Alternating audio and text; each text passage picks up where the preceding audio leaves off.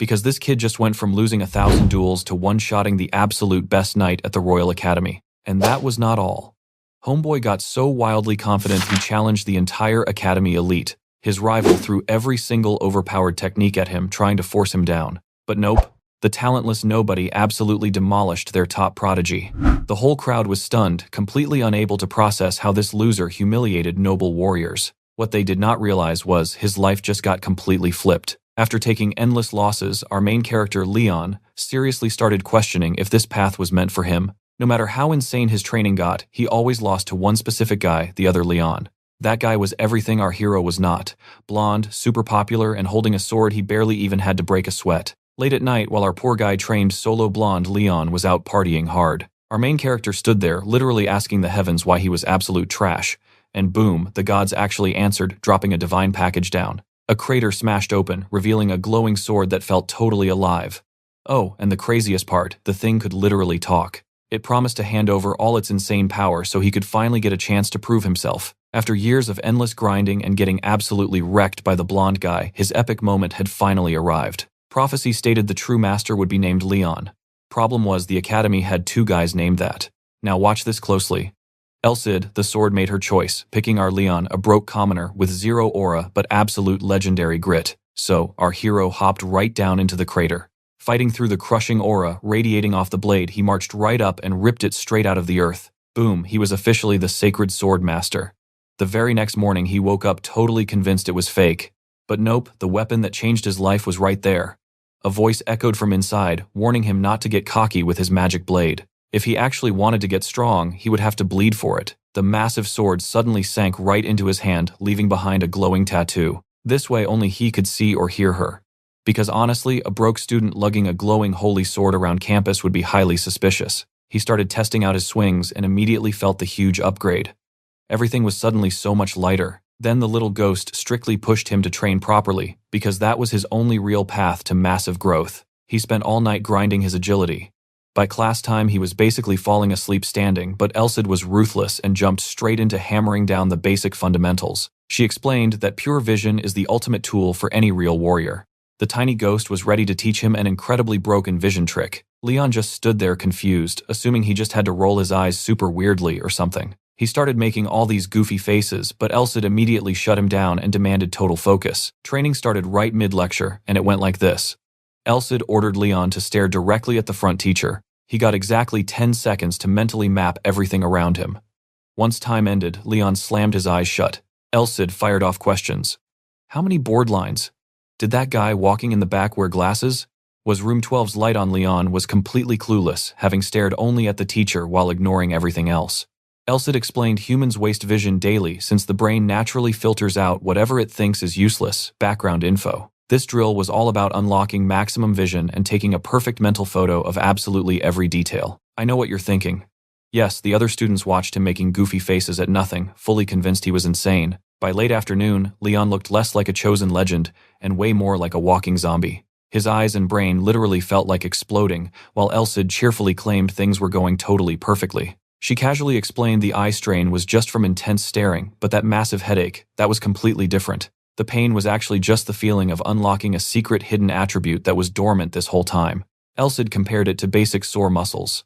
Leon awkwardly asked if she was serious, and she basically said yes. It was not totally identical since brains do not ache like biceps, but it was absolutely the easiest way to picture it. Then she coldly dropped that training was not over. Leon instantly fired back up, declaring he finally understood everything. Elsid told him to count the chandelier candles. He nervously guessed 2. She savagely corrected him to 3, then straight up called him an idiot. And that's where we leave it. Do you and I think he remembered the passing guy's glasses? Stick with me here, this gets wild. Our MC says yes, and she instantly asks if he wore a tie. Later she quizzes him if the 12th room's light was on. Leon confirms it was. She immediately asks about the room right above it, and he stammers out a confused yes and no. They walk the academy like this until finding a shelter. The second he finally makes it back to his own room, he lets out a massive scream. He covers his eyes with both hands, writhing in pure agony. Elsid calls his first day decent, praising him for never begging to stop or take a break. Sweating Leon asks if she even would have let him rest. She flatly tells him no. He wonders how long it's been since he pushed his body this hard. His brain feels completely fried too. Elsid warns him that getting too comfortable basically means he stopped growing altogether. Repeating the same training just makes you hit a wall. Sure, repetition works at first, but once the body finds the easy way out, that becomes a huge problem. Our main character asks what she means by an easy way. Her answer is dead simple. The body adapts to one method, so switching things up is mandatory. Leon asks if that explains the running drills, and Elsid says yes. She wanted him noticing things he usually ignores. That forces his brain to stop on autopilot and actually think. Elsid explains how a person's lifestyle and training literally mold their bones, muscles, and nerves differently. Navigators get crazy balance. Hunters sharpen their sense of direction, and gnomes develop amazing eyesight. You and I both see it now, right? This training boosts his strengths while fixing his weaknesses. That is exactly why Elsid started here. His biggest strengths, the insane stamina from daily practice, his mindset, and rock-solid basics from repeating sword forms. But his fatal weakness, extreme stiffness, from all that repetition lacking both mental and physical flexibility. Leon then asks her about aura and actual swordsmanship. That clearly annoys Elsid. She argues swordsmanship is just how you swing the blade. If he adjusts basic moves to fit the situation, that already counts as real swordsmanship. Though she does admit some incredibly overpowered sword styles exist out there. Irritated, she bonks her forehead against Leon's, asking who would ever teach secret moves to a guy who only promised basic loyalty. Actually using his brain for once, he admits she has a point while Elsid stares him down. She adds there is not much to teach about aura yet. That guy who crushed him earlier, he used aura. But if a kid like him suddenly unlocked it, people would get super suspicious. So, aura training waits until he leaves the academy. For now, he needs to master observation. Plus, doesn't he want to absolutely destroy that guy as soon as possible? Fired up, our guy says yes, he is pumped. Elsid says that is not enough. He asks what she means. She reminds him that even focused training goes stale if repeated, kind of like that nervous teacher noticing someone staring constantly. Sooner or later, doing the exact same thing gets boring. I know what you are thinking. Leon gets a terrible feeling too nervously asking what she plans next. She brushes it off, just a small punishment every time he gets an answer wrong. It keeps him from getting too comfortable, and the nightmare starts tomorrow. Leon is instantly filled with absolute dread at the word punishment. Elsid claims she is not bullying him for fun. It is just an effective method called operant conditioning. His willpower is great, she notes, but he still needs a real threat to push him harder. He hesitates, but deep down, he knows she is right. If punishment is coming either way, he might as well accept his fate and start. That way he will build up resistance to it too. Elsid asks if he is sure. He gives a thumbs up, telling her to bring it on. 1 second later, he screams his lungs out. Elsid wonders if that really only lasted 5 seconds as Leon collapses onto the bed, totally out cold. She admits her first measurement was slightly off. Next time, she promises to hold back. With a wicked smile, she warns the punishment gets stronger with every mistake. So all he has to do is simply answer correctly. Hyped for tomorrow, Elsid yells, "They will go all out." Meanwhile, our guy lies there completely fried, realizing this sword is straight up demonic. The next morning hits the academy, and Leon is already back on the grind, training hard with Elsid perched right on his shoulder. During class, the teacher looks totally unsettled by one student staring him down. Back in his room, he pushes past his physical limit. Outside, Elsid suddenly asks how many pigeons are on the dorm roof. He answers 10. She immediately asks which one flies away first, and without missing a beat, he says, the 6th. Next, she asks how many pigeons are on the open window. He answers 0, it is actually a crow. Elsid admits that is impressive for 1 month. But trust me, we are just getting started, she still says. He nearly failed. Looking hopeful, Leon asks, so Elsid cuts him off and says training is done for today. Time to rest. Stick with me. You and I are about to see this rivalry explode. After a whole month, our boy gets a break. But suddenly, the blonde kid shows up, totally catching him off guard. Silence drops for a few seconds. Neither speaks. Then the blonde kid turns, shooting him this piercing look, and says, "It has been a while, Leon." Our main character realizes they haven't seen each other since Elsid's training began. Actually, it has been about half a month since their last real conversation. The blonde mentions he has been watching him train after lunch, classic stalker move. He admits he came checking on him because he was worried but feels relieved now. Leon asks what had him so worried. The blonde replies that a whole month passed since their challenge. He honestly figured our guy gave up, just like all the others. But looking at Leon's fierce expression now, he seems more ready than ever. Our main character asks if it is that obvious. The blonde just smiles. Yes. He points out that guys who think they can win always look completely different from Leon. That honestly makes Leon smirk. He just replies, "Good for you. So that is why you tracked me down at lunch. But why stick around if you are finished?" The blonde kid just laughs it off. He calls our guy cold and suggests they chat a bit longer since it has been a whole half-month. Our hero pushes back, wondering what they even have to say. The blonde smirks 10 minutes is all he needs. Leon scratches his head, totally lost for words. Finally, he caves in and just takes a seat right beside him. Dead silence falls, until the blonde finally asks if Leon heard the big rumor that he is not actually a commoner. Our guy finds that hilarious and repeats rumor. He asks what the point of even bringing that up is. Honestly, the guy never even looked like he was trying to hide it. Now our hero jokes about whether he should start using formal manners. The blonde quickly shoots that down. Wrong topic. Treat him like a dude hiding his real identity, not some strict upperclassman demanding respect. That definitely catches Leon off guard. Still, he relaxes and nods. Then the blonde throws a curveball. Does he know why he accepted those duels? Thinking back on it, our hero says yes. Refusing them would not have hurt his reputation at all. He could have dodged every single fight without leaking his real identity. Meaning he only fought because he wanted to. That really annoys our guy. To Leon, it just sounds like the arrogant pity of a guy who never loses. Compared to that absolute confidence, all Leon can do is commit. But then the blonde drops a bomb. They should end this right now. Now watch closely, because this is where the tension spikes. Caught off guard, Leon freezes. End it. The blonde just nods. No reason to drag this game out anymore. The next duel settles everything. Pure swordsmanship.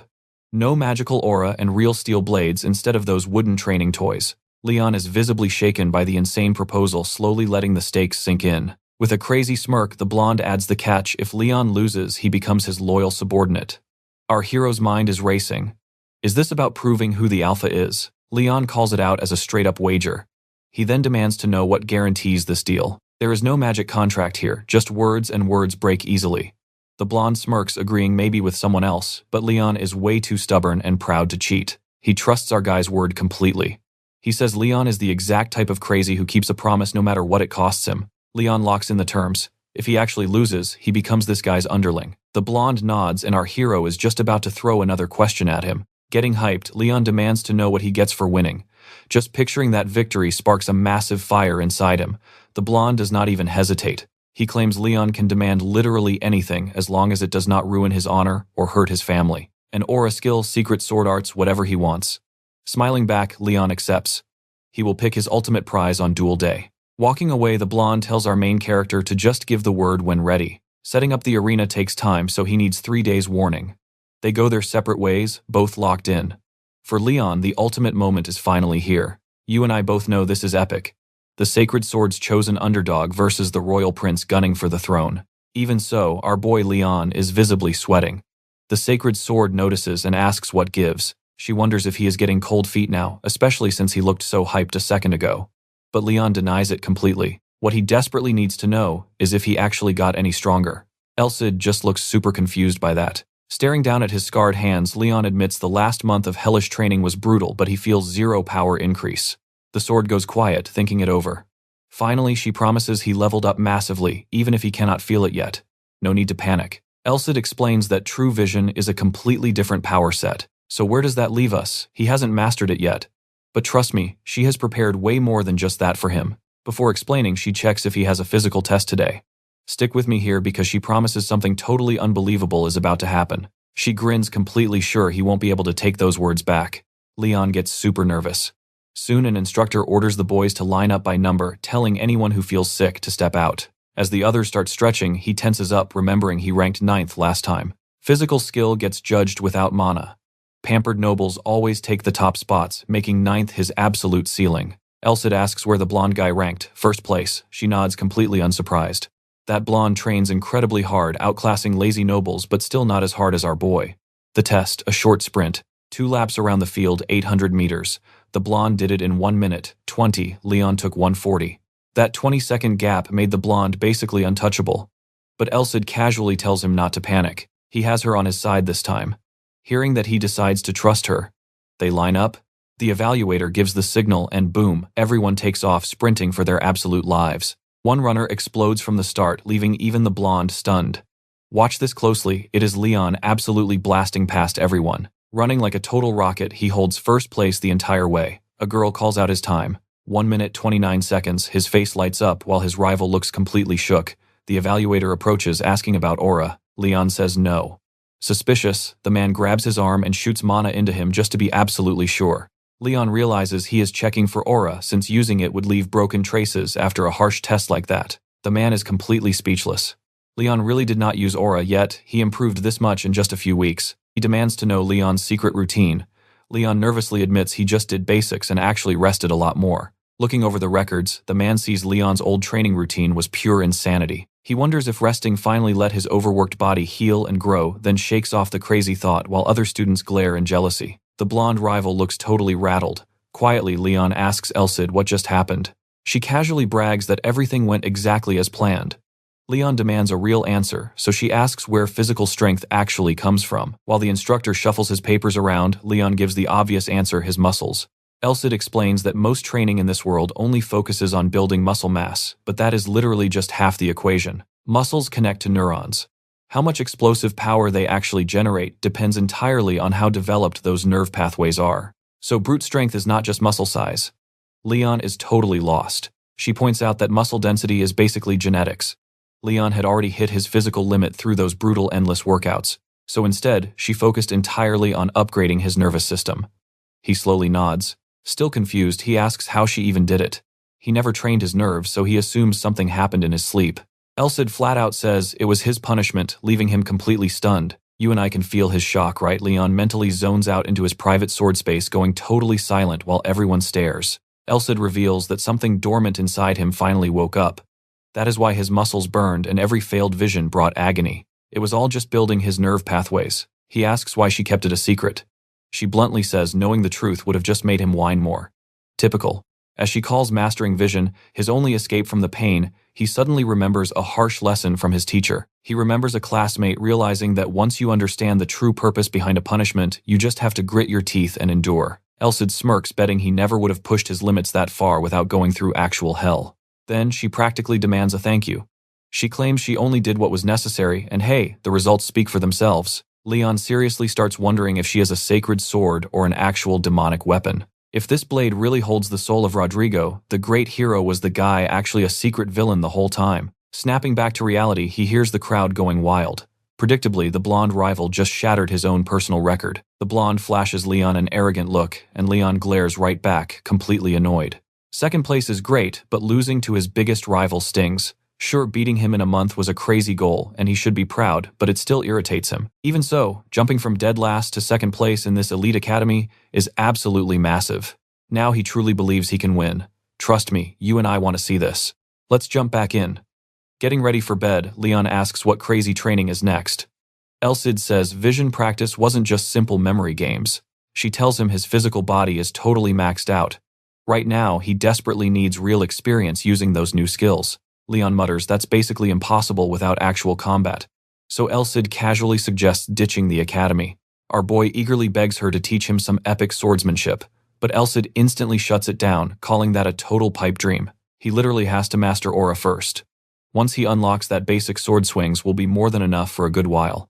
Without aura, martial arts are just flashy parlor tricks. Even those secret ultimate moves only work once. Once enemies read his attack patterns, he is totally done for. She asks if his rival would seriously fall for something so pathetic. Visibly frustrated, Leon demands to know his next move. Elsid simply tells him to trust his feelings. Looking at his crazy improved run times, Elsid reminds him that a blade sharpened by pure grind hits the hardest. Leon finally hit that peak physical tier, meaning his rival cannot just stomp him anymore. But then, she pauses, dropping one huge reality check. He desperately needs real battle experience. She asks if anyone at school would actually fight him. He instantly says nope.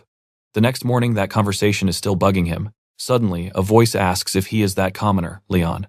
A gang of guys glares down from the stairs. Squinting at them, Leon notices a shiny crest on their uniforms. Yep, these guys are definitely from the noble class. Now pay close attention here. They furiously demand to know how a mere commoner snatched second place. They are convinced he completely scammed the instructor. Leon sighs, amazed that these arrogant types literally exist everywhere. He flatly asks what their actual problem is. He tells them to go cry to the instructor if they are mad. The squad just stares in absolute shock that a commoner talked back. They snap back, claiming he obviously cheated somehow, especially since he never even swore loyalty to a noble house. Plus, they think him ranking 9th before was already crazy suspicious. Now his true colors are showing. They aggressively demand to know exactly which shady family is backing him up. Leon realizes they are totally ignoring him. They did not come for a chat. To these guys, he is just trash they need to eliminate. Then someone else steps up behind them on the stairs, commanding them to stop. He tells them to chill out. Commoner or not, they are all students at this academy. The growing crowd instantly swoons over his fair words. Then Lord Elman claims noble punishment is called dignity. The other snobs immediately nod in agreement. Honestly, this is exactly what you expect from the stuck-up Bourbon family pride. Elsid whispers, asking if this guy is their leader and from some heavyweight family. Turns out he is the Bourbon family's second son. He usually ranks second, so he is definitely salty that Leon stole his spot. You and I both know this setup. Rich nobles bullying the underdog. It never changes. Elman fakes a sigh, saying it is a total shame they had to meet under these circumstances. He smirks, saying Leon might feel wronged, but noble pride cannot just let this slide. He extends a hand asking him to accept a little proposal. Leon stays ice cold, saying he will decide after hearing the actual terms. The cronies flare up at that, but Elman silences them with one hand. He proposes official matches overseen by an instructor. Our boy stares right back, realizing this was the real trap all along. Both exchange dead-eyed smiles. Having an instructor watch sounds totally fair, but Leon knows this setup puts him at a massive disadvantage. Elman conveniently left out the rules about using aura, meaning he will definitely spam it. If Leon complains, they call him a fraud. If he backs down, they destroy his reputation with rumors anyway. He glances toward the watching crowd, locking eyes right with his blonde rival. He knows the blonde guy could bail him out. For a brief second, he just grits his teeth. But asking for help means literally begging his rival. Honestly, swallowing his pride like that sounds way worse than fighting these arrogant snobs. So Leon accepts the duel. Elman lifts an eyebrow, visibly surprised he actually agreed. But Leon drops his own terms. Helmut oversees the fights. 1 match per day. And if he wins, they shut their mouths about his skills forever. He smirks, asking if the noble can handle that. Leon chose Helmut because that terrifying instructor spots every single trick. And right on cue somewhere else, Helmut suddenly feels his ears burning. Elman confidently agrees. Leon honestly does not care who watches. He just thinks it is a massive shame he cannot brutally beat them down for as long as he wants. Safely back in his room, Leon chuckles about the stupid look on Elman's face. He never expected battle experience like this. But trust me, we are definitely about to watch these snobby nobles get absolutely wrecked. Looking pretty unsure, our MC asks if he can actually win without using aura. He's literally never fought an aura user. But stick with me here, Elsid suddenly perks right up, asking if he wants to see an easier way. Totally lost, he just blinks. What Elsid excitedly snaps her fingers. This is going to be the absolute easiest method. Bam! A blue system screen pops up right in front of Leon. Level 18, some skills and a class saying he's a hero without aura. Shocked, our boy asks what this is. What else? She replies. It is your current status. Then she swipes the screen. Here are Elmont's stats. She warns it is just her rough guess, not exact. Shocked, Leon asks, is Elmont really that weak? He is a Count's second son, right? The guy probably chugged every rare elixir and got top-tier training. But Elsid shrugs. Failing to absorb those elixirs properly just leaves you completely average. His training cannot match our MC's. Most non-aura users get stuck at rank E capped at 99 points. Still, she guarantees he can smash through that wall. Why? His brutal training and massive growth rate. With her help and his hard work, he can crush those idiots without aura. Leon is honestly left speechless. So he won't lose in pure physical strength. If that is the case, he is perfectly fine. Now watch this closely. The sword stays quiet, letting him process. He decides right here he is aiming for the top, no more settling. There is absolutely no way he loses to a loser like Elmont. Then he asks why the system calls him a hero without aura. Elsid just smirks. If you hate the title, go get stronger. Later, by the academy gates, Leon is walking down the hall when a voice calls out. He turns to see the instructor watching him. The man notes how much he has changed in 1 month. If Leon was acting reckless, he would have stepped in and stopped him. But clearly, that is not needed. He asks if the boy is holding back, and Leon plays completely clueless. The instructor just smiles, knowing he is faking it, and tells him to give it his absolute best. Still, slightly confused, Helmut gets hyped up. He tells him to teach those idiots a lesson, asking if he finally gets it now. Message received. When he steps into the hall, the place is totally packed. Leon walks in looking dead serious. Instantly, some guy shouts at him with a furious look on his face. This brat demands to know how a filthy commoner dares make him wait. Leon completely ignores him, looks at the instructor and says, "Let's begin." Helmut agrees. The instructor declares this an official match with both fighters staking their honor and him as the witness. He then asks Jeff Heinrich what his condition for winning is. Boiling with rage, Jeff demands the commoner confess his supposed crimes. Leon just watches him dead silent. Helmet asks what our MC wants. His demand, that this guy never bothers him again. Helmet just claps his hands. All right, it is set. He orders both fighters to step forward twice and take their ready positions. You and I both know the stakes here, right? The crowd thinks he is screwed without aura, since an aura-infused wooden sword is literally lethal. Elsid asks if he wants to check his stats. Nope. No matter how strong he acts, he is just Elmont's pathetic little lackey. He doesn't need help for a nobody. Suddenly the boy screams and rushes straight into the arena. He swings his wooden sword with everything he has. Leon reads the attack instantly, a diagonal slash upper right to lower left. It is so painfully obvious Leon wonders if it is a fake-out. He watches the blade drop thinking, why is he so slow? In one smooth, flawless motion, Leon steps inside the guard and whacks his head. The instructor freezes. The bully's friends turn completely pale. Even Lionel is sitting there absolutely shell-shocked. Heinrich freezes with a huge red mark, drooling and shaking. MC looks back genuinely confused about what is happening. Boom. The guy faceplants like a chopped-down tree. Leon can barely believe it actually ended in 1 second. Groaning in the dirt, the kid spits out a curse. Struggling to stand, he yells that one lucky hit means nothing. Just a total fluke. Furious, he demands an immediate rematch. Helmet shuts that down instantly. Heinrich lost, end of story.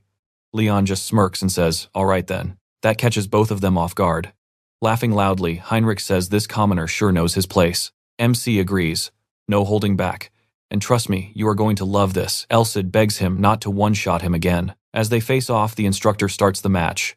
Elsid reminds him this is his first time using vision in real combat, since she basically volunteered to be his live training partner. Alright, stick with me. You and I are about to watch our guy show this rookie some mercy. The kid just blindly charges again. Leon easily deflects the hit. He focuses, putting his new vision skills to work. Tracking the arms, legs, even the eyes, he reads everything. Elsid reminds him that catching that very first twitch lets him predict the whole combo. The kid swings wildly while Leon casually blocks. But then the rhythm suddenly shifts. That wooden blade grazes his hair. Heinrich actually activated his aura, but our guy can still read every single strike. Completely losing his mind, the kid screams at him to just keep dodging. Elsid just laughs. Swinging like a maniac after losing total amateur hour, the kid is burning through his stamina for absolutely nothing. Blocking again, Leon realizes aura has a strict physical limit. Then he finally spots it. A wide open gap. He steps in and brutally smashes the kid's leg. The blow hits deep. Heinrich gets even more enraged and frantically jumps back to create space. Grabbing his leg, he calls Leon a fool for not finishing the job. He screams that weak hits like that will never work. But trust me, you will love this part. The kid suddenly gets hammered by an insane barrage of hits. Elsid asks how it feels. He admits she was spot on. Training his eyes requires a fast-moving target. Barely standing, Heinrich desperately chokes out a surrender. The ref declares Leon the winner, and the crowd goes completely wild. Heinrich's crew, dead, silent, and terrified. By nightfall, everyone is still hyping up his insane run against Elman's entire faction. Students are whispering, totally shocked that our guy was actually this overpowered. He took them all out, one by one. Every single challenger got beaten so badly they ended up in the infirmary. Now only the boss Elman remains.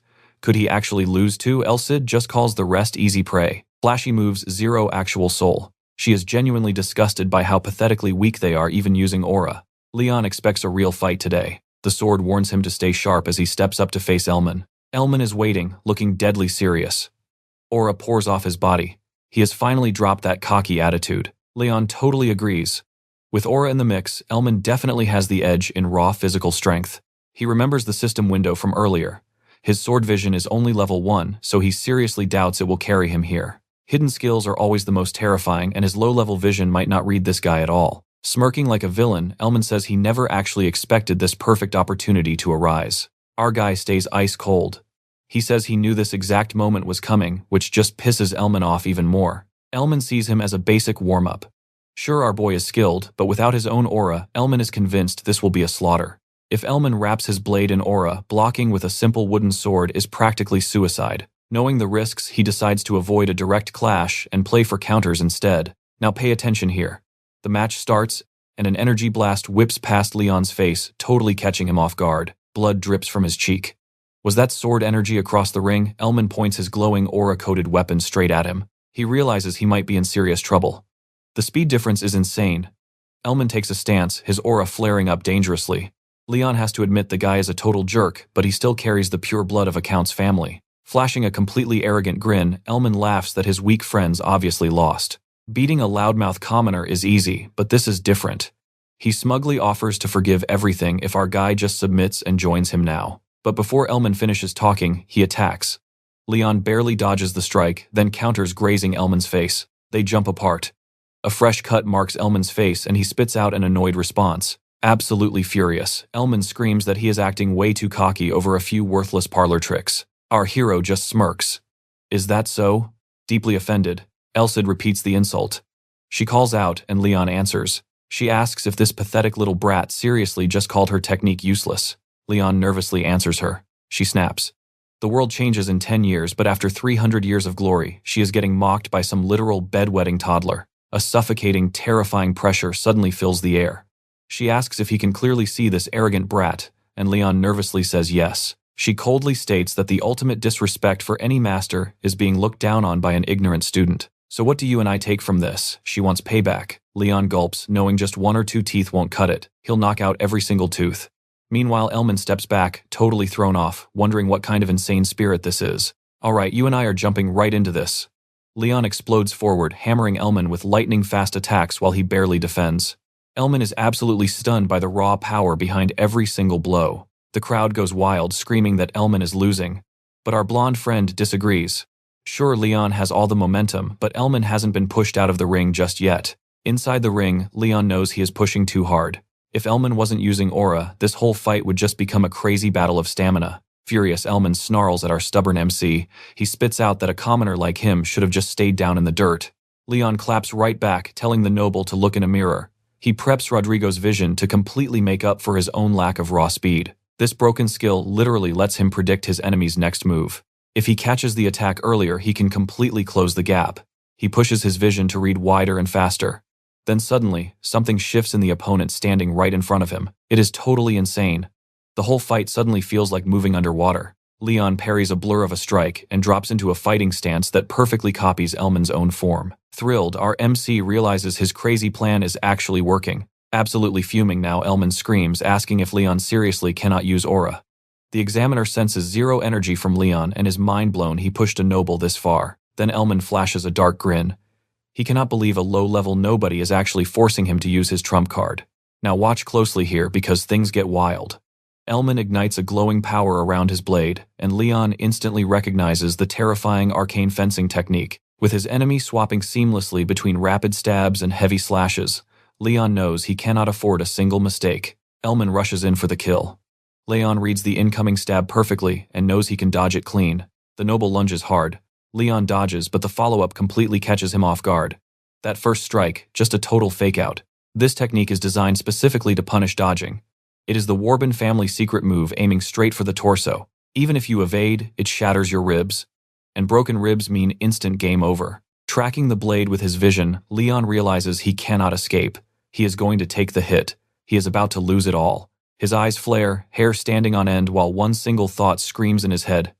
Move. He pushes his body so hard, his clothes literally tear. But instead of backing up, he jumps right over Elman. Elman stares up in absolute shock.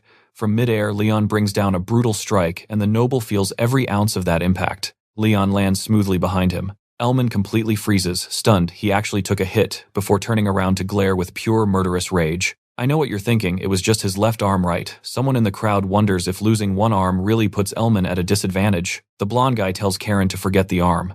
The real damage is the absolute humiliation of the Warbin family's elite fencing totally failing. Elman refuses to quit. If he uses both hands in a direct clash, he can totally take back control of this fight. When they clash, Leon's cheap wooden sword should just shatter against his aura. So he decides that is exactly how he finishes this. Charging forward, Elman screams that the commoner has been dancing in the palm of his hand this entire time. But Leon answers with a brutal upward swing that knocks Elman's sword right out of his grip. The noble cannot even process what just happened. The very next hit smashes straight into his mouth. Spit flies and teeth scatter across the arena floor. The crowd erupts while Karen beams with pride. A highly satisfied Helmet officially declares our MC the winner. A bit later, Elsid proudly praises her student. After losing to a supposedly useless skill, Elman better watch his mouth from now on. Lionel doubts one loss will fix that rotten attitude, but says it works out since they both swore to accept the duel's final result. Elsid admits she was genuinely surprised by the fight, leaving Leon totally confused. She explains he just unlocked the door to acceleration, growing way faster than expected. Still completely lost, Leon tilts his head and asks, acceleration. Meanwhile, Helmut is literally picking teeth off the floor, thinking our boy knocked out a whole mouthful. Walking down the hall, rubbing his sore shoulder, Leon asks Elsid if acceleration was what kicked in when he dodged that crazy arcane fencing. She asks if he knows those moments when the body moves way slower than the mind. In a state of acceleration, pure reflex outruns conscious thought. It is not just about having simple speed. She asks how trained swordsmen move so ridiculously fast. Leon guesses it is aura, but Elsid tells him that is only half the truth. Without aura, human bodies break under that strain. Normally, only elites learn acceleration way after fully mastering aura. But Leon pulled it off without any aura, using only his legs. Even incomplete, it was undeniably impressive. He pushed past every limit, purely on instinct and will. Leon smiles, then pauses. Leon points out he feels totally fine, guessing his body didn't break because he only used part of it. Makes you and me wonder how overpowered he'll get right. Elsid confirms the brutal truth. If he pushed that power through his whole body, his insides would literally turn inside out. Stick with me here. Leon asks if that's completely insane, but Elsid just smirks and says it's time. Time to heal up. Leon gets confused, time for what exactly? Then, boom. The brutal side effect of acceleration slams into him like a truck. Just basic muscle pain, Elsid casually explains. She tells him to count his blessings. The agony waited until after the fight. Try it again without aura, and it's game over. Dead. Groaning on the floor, Leon snaps back that he gets the message loud and clear. Morning hits the academy. Our MC strolls through the bustling campus courtyard. Passing by, a bunch of girls immediately start whispering. Suddenly, he's the center of attention everywhere. Wild rumors spread that he was pumped full of secret elixirs and lab experiments. Others swear he's an undercover royal weapon hiding his true identity. And right on cue, he bumps into the exact losers he thrashed earlier. He realizes they definitely started the gossip. Elsid laughs, mocking those pathetic nobles and saying, losers always need a good excuse. But Leon points out a funny detail. If they had real pride, they wouldn't have picked a fight anyway. Elsid completely agrees. Then he spots a familiar face ahead. Karen. She looks at him softly and quietly says, hi. Totally caught off guard, he just blurts out her name. Later they chill outside, smiling as Leon casually asks how she's been doing. He teases her, asking if she isn't supposed to be stuck in alchemy class right now.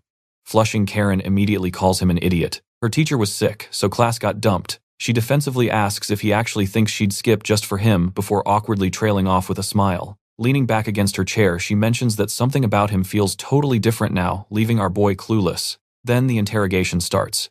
Has he been avoiding her lately, and why is he suddenly fighting high-ranking nobles? Does he even realize how sick with worry he made her and Leon hit? By the sudden guilt, he just stares down at the ground. You can feel the chemistry here, right? As she scolds him, he realizes how naturally they talk now, and then everything finally clicks. He finally grasps how the original Leon actually felt about her. The deep jealousy. The pain. It all stemmed from a massive inferiority complex. The old Leon felt totally worthless. He hated being stuck in a harsh world where pure hard work simply wasn't enough. He blamed himself for that. Then a sudden flashback hits him the exact moment Elsid first appeared. She gave him the ultimate chance to prove his worth.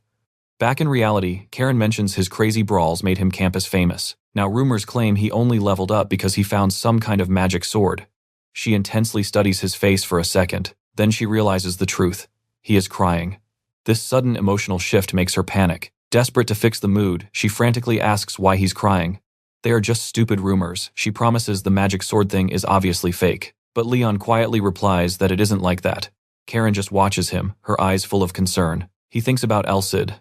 Yeah, she's loud, rude, and a total headache, but she saved him when he hit rock bottom. Meanwhile, Elsid loudly chomps on a cookie, grumbling.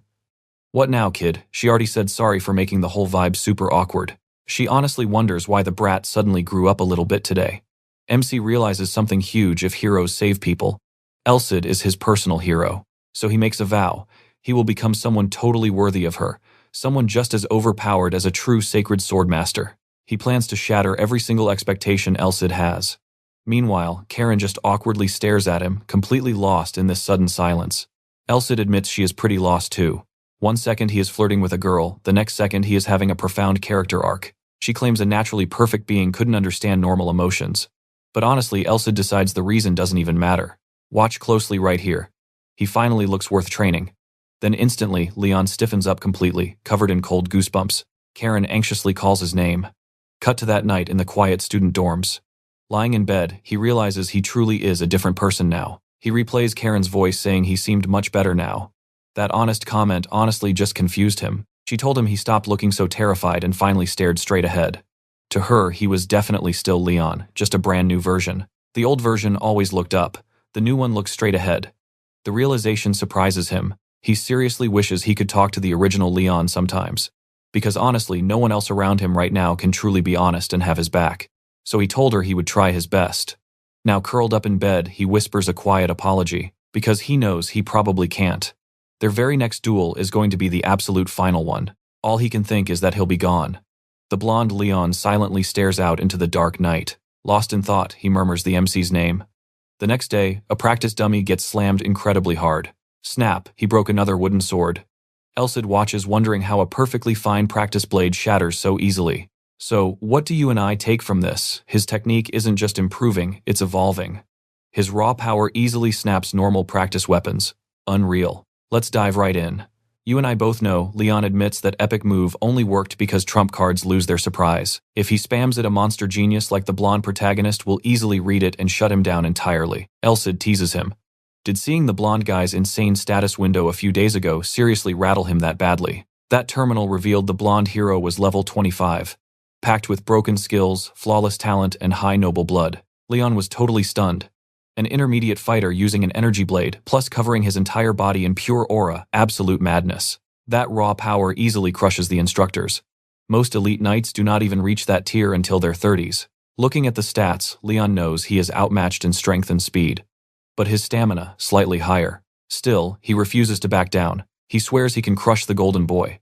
Elsid smiles at that fire, promising to teach him absolutely everything. He needs every single trick to win this massive duel against his blonde rival, and the sheer challenge gets his blood pumping. Then he suddenly asks what happens if he actually loses to this guy. The blunt question totally catches Elsid off guard, but she stays quiet. When he pushes, she calls it part of his ultimate test. She reminds him about her warning from day one.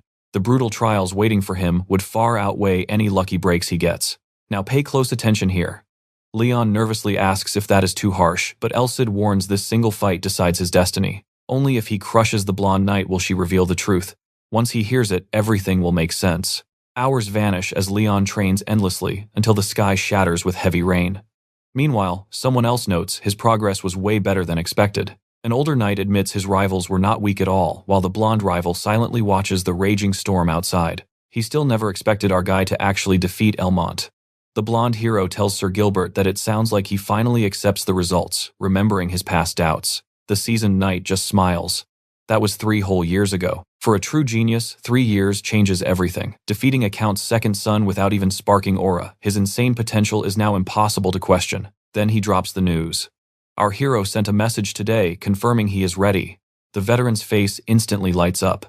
The golden boy then looks at Sir Gilbert, directly asking him for a huge favor. He plans to crush our hero and force him into serving as his personal knight. But mostly his mind wanders straight to Karen. Brutal rain hammers the academy. Leon walks the dark halls while thunder shatters the sky. Feeling the tension, he jokes that heaven itself is hyping up this showdown. Elsid simply replies a true hero is risking his destiny, so naturally the sky reacts. Helmet says our guy is right on time. Leon quickly notices how dead quiet the arena is today. The instructor reveals this was the blonde hero's strict demand. A totally private duel with zero crowd to maintain pure focus. Elsid notes how different this is from Elmont, who only wanted a public humiliation, hearing that Leon just lets out a dry, nervous laugh. The instructor continues, without a massive crowd, there will only be one single hidden observer watching alongside the official witness. I know exactly what you are thinking. Who is the mysterious guest? Elsid figures it out immediately. Leon realizes it has to be Karen, which suddenly makes him incredibly nervous and tense. He asks why she would be here. Elsid sighs, saying he really is clueless about high society games. Since the golden boy assumes Leon likes Karen, he is using this brutal duel to force her right into his own arms. Elsid explains that masters fighting followers over a woman is a classic noble trope. Instantly, Leon remembers the twisted terms of their bet. If he loses, he becomes the blonde hero's servant. Just thinking about that makes his blood absolutely boil. He flashes back to their private conversation under that giant tree right when this whole mess started. He remembers sealing that crazy deal where the loser becomes a lifelong servant, showing off his dominance. That is exactly why Karen was invited to watch from the shadows. The golden boy is drawing a massive line in the sand, proving who leads and who bows. It is perfectly calculated. A total chess move that completely ignores what Leon or Karen actually feel. He suspected it before, but now it is obvious. This rival is a true cold-blooded noble who plays human emotions like cheap pawns on a chessboard. If this sick manipulation is what high society looks like, Leon is utterly disgusted by it. Elsid spots his knuckles turning white. She points out his burning rage, and Leon completely agrees. This fake rivalry went way too far, and now he is going to beat some respect into that snob. Moments later, both fighters step into the silent arena. Smiling smugly, the blonde rival claims our guy is late. But Leon just glares back bluntly, stating he actually arrived early. Then Leon looks around the empty stands, asking where this supposed special guest is hiding right now. The judge smirks. The observer is watching from a completely hidden spot, totally out of sight to prevent any mid-fight distractions. That way nobody can cry about a bad call. Our hero gives a dry look, seriously doubting that. Trust me, you and I are about to witness something absolutely insane. Stick with me, we're about to see an epic duel. He says, let's begin, but Leon interrupts, popping a strange pill. Our boy frowns, asking what that was. Leon explains, it seals his aura completely. Even if he promised not to use it, accidents happen and he doesn't want cheap tricks deciding this match. Still, our main character looks super uneasy. Helmet hands over a weapon, asking if they're ready. They square off. Our hero instantly knows Leon is dead serious. Completely different from his usual goofy self. But our boy won't lose focus either. Helmet yells go, and their blades violently clash. Leon charges in fast. Our hero barely holds him off, really feeling that heavy pressure. Leon unleashes a storm of lightning-fast strikes, but they all get blocked. Still, our hero realizes he totally misjudged this guy's crazy physical strength. If he keeps taking these massive hits head-on, he won't last 30 seconds. Boom, Leon attacks again, even harder this time. Our boy barely blocks it. The sheer force rattles his bones as Leon's blade whips around. He quickly realizes Leon is leagues above Helmet. But wait, that is not all. Leon thinks he is using Rodrigo's vision, but his fast movements are way hazier than anyone our hero has ever fought. Here is the part you and I need to watch closely. He forces himself to calm down. Whatever his eyes miss, his muscle memory will handle as Leon keeps pushing. Gilbert is absolutely stunned by this crazy student fight. Helmet is shocked too. Even without aura, Leon's pure sword skills beat actual knights. Our boy grits his teeth. Leon is an absolute monster. When did he even get this ridiculously strong? Gilbert just watches in pure shock. He knew his lord was a total genius, but seeing a kid the same age match him blow for blow, unreal. Leon just keeps attacking. Suddenly our hero senses a sneaky second layer in his moves. Straining to read the attack, he strikes forward at the exact same moment Leon attacks. A fast cut slices our hero's armor, but Leon is stunned. His own hair got sliced by the counter. Our boy resets his stance, while an annoyed Leon checks his bangs. Catching his breath, our hero finally gets why Leon's follow-up attacks actually felt way weaker. Leon figures it out too.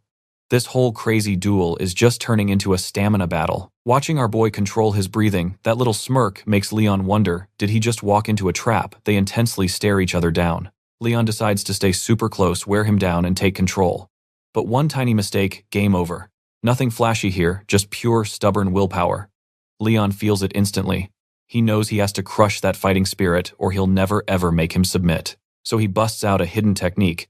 Gilbert is completely shocked. You see this, right? Leon uses quick step, an imperial art. Our boy remembers it. It supercharges the muscles and blood flow, pushing the body way past normal limits. Even incomplete without aura, just half of that crazy power is more than enough. Our hero totally pushes back, forcing all his senses to their absolute limit. Leon charges with a devastating strike, but our boy knocks it away. Leon feels the hit miss the mark, and wonders did he seriously just dodge that. Grabbing his stinging arm, our hero asks if that was quickstep and if Leon is really not using aura. Then Elsid randomly whispers that he isn't. Zero aura. Startled, our boy physically jumps. Calming down, he asks if that is really true. Elsid explains the human body can do insane things. There are special techniques for speed, strength, and endurance, so he really shouldn't judge the situation too fast. But before he can even process that, Leon is right back on top of him. Annoyed, Leon demands to know how he can get distracted and still look completely calm. Dodging the strike, our hero snaps back that he could ask the same thing. Is Leon seriously relying only on his arcane swordsmanship? Inside, he totally curses Elsid's voice for ruining his rhythm. But then he remembers Elsid warning him never measure this world by normal logic. Right as the sharp blade grazes his cheek, it hits him. Elsid didn't interrupt him at all. He firmly plants his feet. Leon stays focused, but there is obvious tension now. Our boy sees it. Only 5 or 6 more steps. He has been pushing Leon toward this the entire time. The atmosphere feels incredibly heavy. Gilbert is completely shaken. The vibe just shifted, but Leon's quick step should be absolutely impossible for anyone to break through. Up until this exact second, our hero thought he only had one winning strategy. Just hold out, save his stamina, and wait for quickstep to totally drain Leon. That is because his own real strength is acceleration. Smirking, he mutters that playing defense is no fun. Leon tenses up, totally confused. Our hero locks in. The only thing he needs is the raw power he built himself. To Leon, he suddenly looks like a giant. Grinning, Leon thinks exactly. So what do you and I take from this? He's absolutely going to make him his subordinate. And he's using quickstep again. The judge thinks our hero should be totally spent after all those Aurelus moves. Elsid seems to be soaking up every second. Leon, meanwhile, steels himself. If this guy is truly a hero, this much shouldn't stop him. Our MC remembers every single hardship. He thinks the protagonist still doesn't get it. The real difference isn't talent, it's swinging a sword times every single day. The storm outside rages on. Our hero charges in, and Leon rushes to meet him head-on. Their blades clash, and then, one sword explodes. Our MC stares in pure shock as his own weapon shatters. He looks down at the ruined hilt in his hand, unable to believe it. Elsid, satisfied, says all his hard work finally paid off. Our hero agrees, explaining the key was a trick he learned from Lionel's rising strike. It was an odd sword move that messed with the upper body's timing. He recalls the moment it connected in their duel. Then he adds that what truly mattered was the sheer number of swords each of them had broken over their lives. Looking at Leon on the ground, he says, talent pushes his body's limits, but he understands a sword's limits. With real blades, things might have been different. He walks right up, points his sword at the protagonist, and with a smile says, I won, MC. Gilbert claps, declaring the result. Victory goes to the one who should have been Leon's subordinate. He then asks what reward he wants, remembering his promise, any request, so long as it doesn't harm his honor or family. Thinking it over, our hero realizes there isn't really anything he wants. The protagonist admits his loss. He chose this duel, so he must accept the outcome. A promise is a promise. So what does our hero want? But our hero only smiles. Casually, he says he'll decide later, leaving Leon stunned. He explains that nothing comes to mind right now. He'll tell him when he thinks of something. Is that fine, MC? And Gilbert stare totally blindsided. Then he just smiles and says, it's fine. Our hero feels his body ache. Even without full acceleration, he pushed too hard, all because his opponent was Leon. Then a voice pipes up, "Oh, light of healing, please give rest to the wounded." Chloe appears, casting healing magic on him. Excited, our hero says he already feels much better. Exactly what he expected from a 4th-rank healing spell. He thanks her for being the observer, but Chloe looks upset. With tears in her eyes, she says she can't understand him or Leon at all, and asks if this means he really lost. Our hero's a little shaken by her reaction. Wiping her tears, Chloe says he's gotten so much stronger. Then, she suddenly asks if he plans to leave the academy, catching him off guard. He asks how she knows. Chloe says she knows him too well, calling him an idiot. Leon looks oddly calm and happy, but says he thought she'd try to stop him. Irritated, Chloe snaps that he had no right to say that when he never planned to listen anyway. She says he's always been like this, pushing past what everyone thought was impossible, and in the end he always managed it. The protagonist says it was actually pretty quick considering how hard it was. Chloe shoots back that it took way too long. While she broods, our hero starts laughing. A moment later, the two of them just can't stop laughing. He says he's fine for now, and tells her to go beat up Leon instead. Chloe blinks, asking, "Aren't I supposed to heal you?" He says MC may hide it, but he's probably crushed and still trying to process the loss. So if his girlfriend goes after him, that beating might actually help him grow from this loss.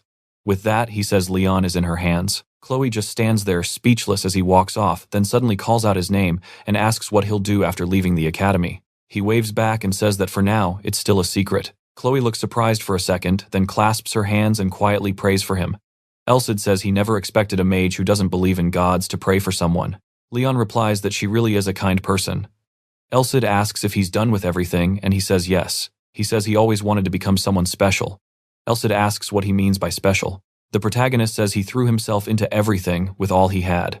Still, he couldn't break past things like status and talent, and he lost his way when he compared himself to those gifted people. But after meeting Elsid, a lot in his life changed for the better. Elsid pulled him out of the inferiority complex buried deep in his heart, and helped him step out of those two people's shadow. And now it's time for him to become a hero. So you and I have to ask, who could be more special than him? Elsid looks at him and says he's pretty materialistic. Leon asks, "Just because I want some wealth and honor. What's wrong with wanting to be famous?" he says. Ambition is a big part of being human, and dreams are what keep people moving forward. Ambition isn't a bad thing, it's what makes us human, as long as it doesn't corrupt. And that right there is exactly why Elcid chose him. Stick with me here because this twist is wild. Leon wasn't supposed to be the hero. Shocked, he demands to know what Elcid means.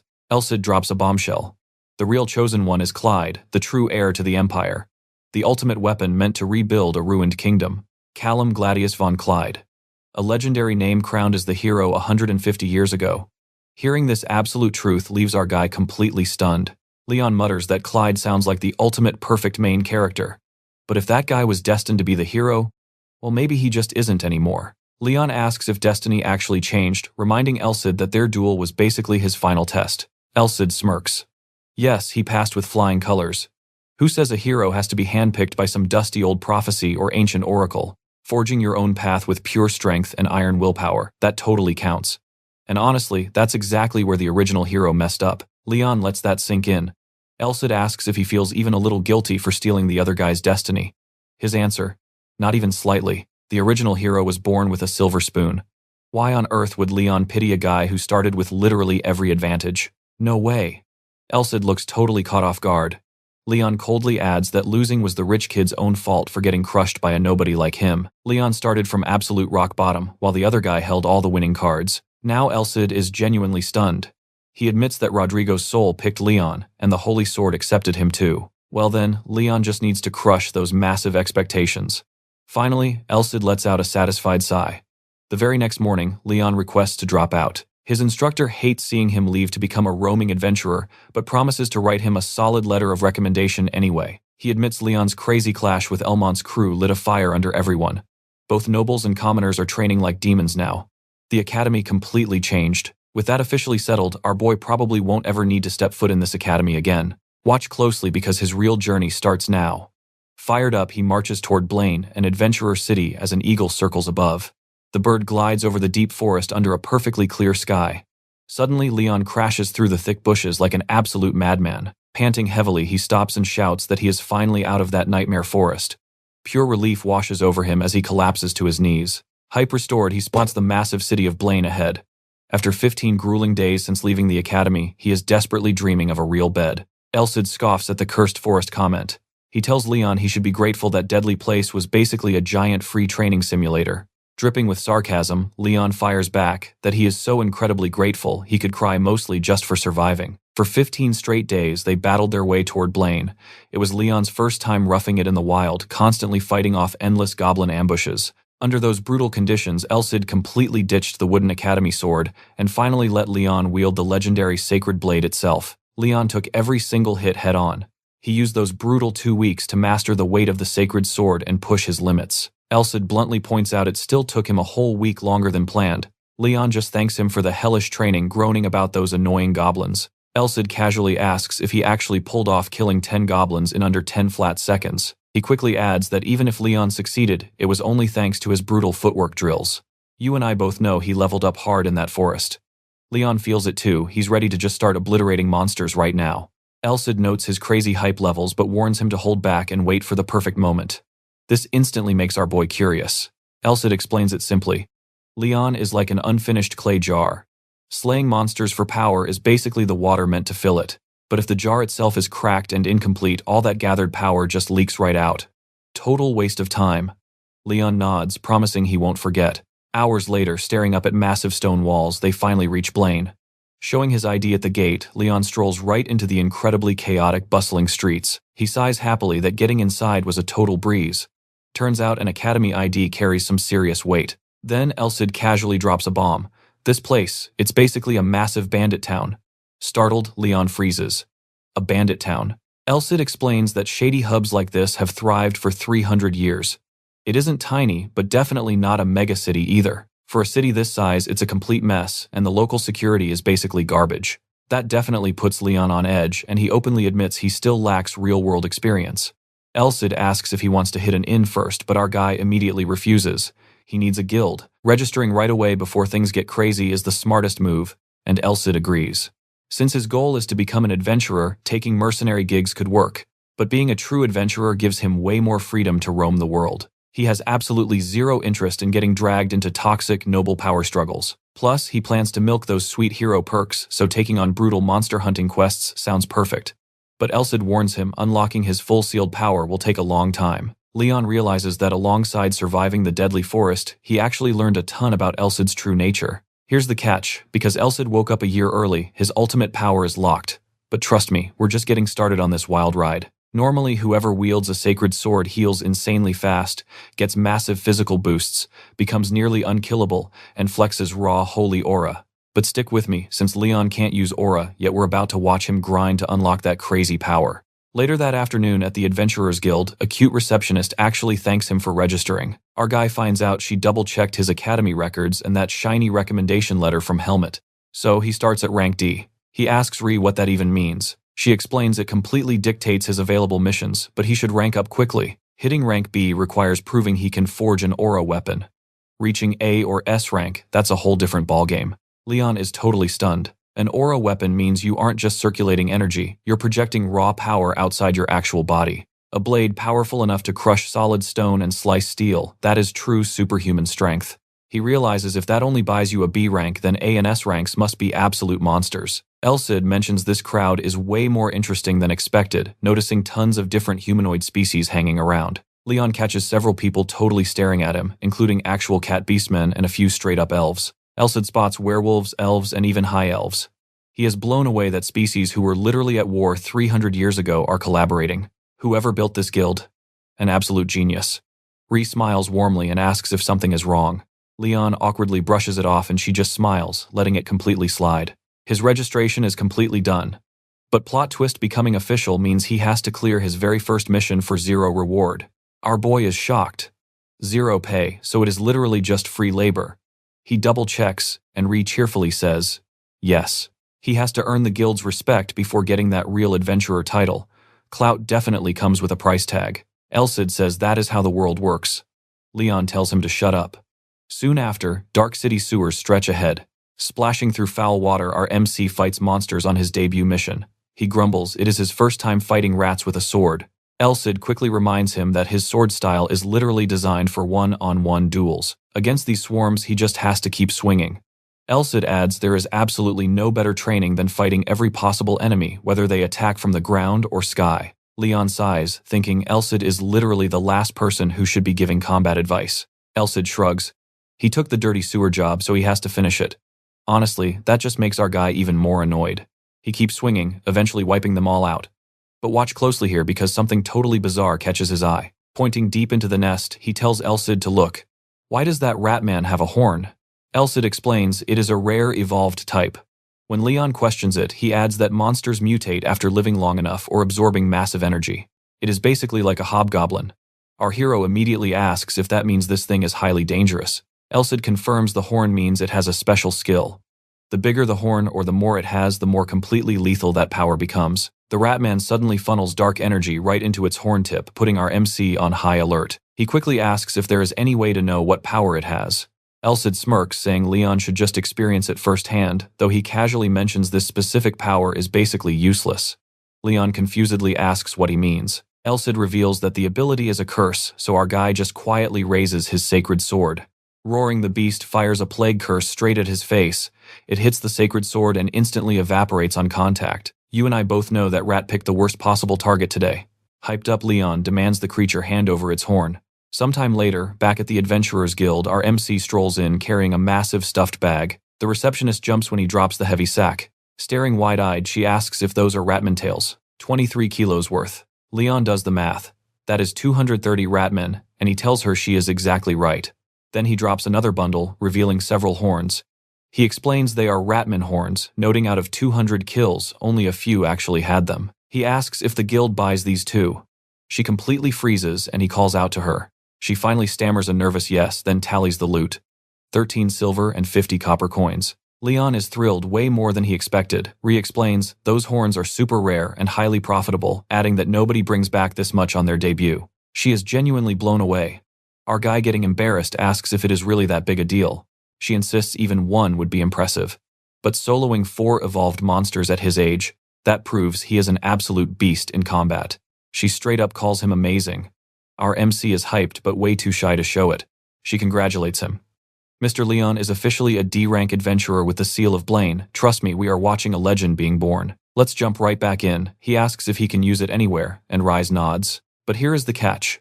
Adventurers ranked B and below get much lower priority everywhere else. Staring at the shiny emblem, she explains it stops people from just cherry-picking all the easy jobs. Our main character nods, totally getting it. Holding that badge, it finally hits him. He is not just some academy student anymore, he is a real adventurer.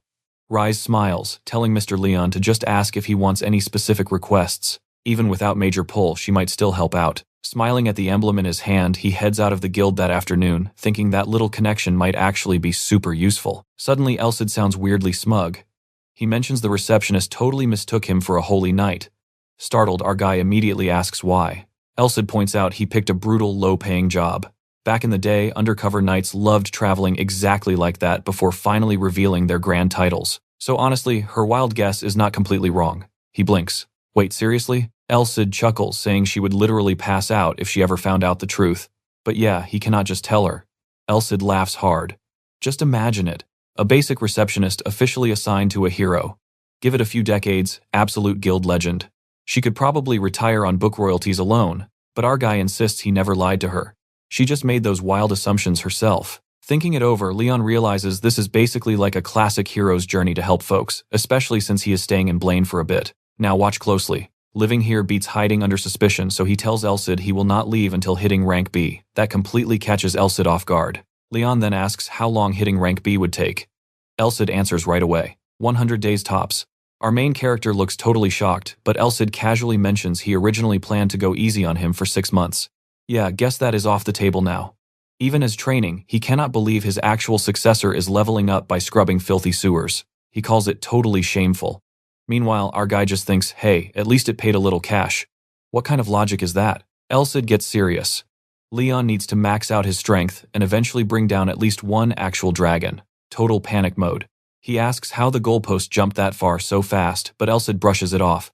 He already learned basic footwork and sight time to sharpen them in real bloody combat. Plus, he has a seriously overpowered special advantage. He can literally absorb the power of the monsters he crushes. Basically, he farms points. Leon finally realizes this must be that aura link Elsid hyped up earlier. Remembering that crazy energy rush after killing those monsters, he realizes the old noble training methods and fancy elixirs really must have boosted aura growth. Elsid drops a bomb. The real truth. Absolutely anyone can absorb monster power into aura. The greedy nobles and royals of the past just buried that secret so only they could use it. He thinks about it. Most of the folks who hid that knowledge are long gone now, and only Elsid still remembers the real truth. Armed with that knowledge, handling monsters becomes easier. But even grinding 1,000 ratmen will not be enough.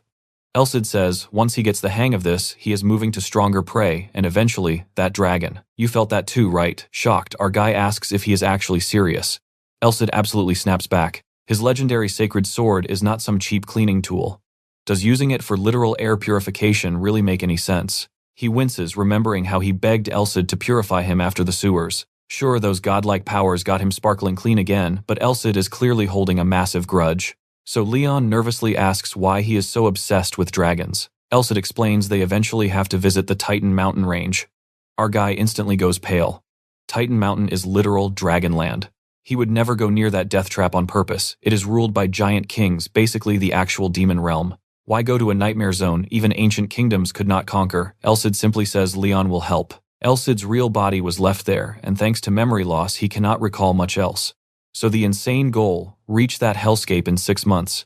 Thinking it over, he asks if they are seriously marching into danger for something Elsid barely even remembers. Elsid brushes it off. It will be totally fine, they will not waste time, he just needs to get strong enough to survive. Smiling confidently, Elsid tells him to just trust him. He is a legendary sacred sword after all. That finally makes our guy smile. He completely agrees. Trusting him has not failed him yet. Elsid immediately grins, declaring that hellish training starts right now, and he is absolutely terrified. Sometime later at the Adventurer Guild, 2 random guys are mocking someone, joking about whether that cat is hunting ratmen again today. The guy taking the heat snaps right back, yelling, "Who are you calling a cat, you absolute idiots?" The other guy mutters, he heard he is stacking kills every single day. He figures because he got famous for slaying so many ratmen, the guild literally nicknamed him the Cat. He drops another heavy pouch down. Rise smiles, noting the smaller hall, and he agrees. So where do we go from here? Trust me, pure chaos. Let's jump right back in. Leon mentions there weren't many ratmen around today, and barely any attacked. He's pretty sure they're actually terrified of him now. Rise points out those rats might look dumb, but they're surprisingly smart. Because of that, Leon's officially looking for brand new missions. Boom. Rise slams some papers on the counter, super hyped. She totally saw this coming and handpicked 4 special quests just for him. Leon and his talking sword Elsid scan the pile. They're weighing their options when one specific request totally grabs his attention. Leaning in closer, he realizes this paper looks ancient. Elsid chuckles. That means absolutely nobody wanted this garbage tier job and it got abandoned. Leon just smirks. Perfect. That's the one he's taking. Strolling through town later, he explains the target rocky slimes. These weirdos literally eat stone, so they hang out right underground, near the city walls. He questions if the local defense captain actually posted this. I mean, surely a high-ranking guy wouldn't just use a newbie for cheap labor, right? Arriving at a small gate by the wall, Leon casually flashes his official request paper to the guard. The guard just stares at it, completely confused. Hunt stone slimes. He never actually asked for anyone to do that.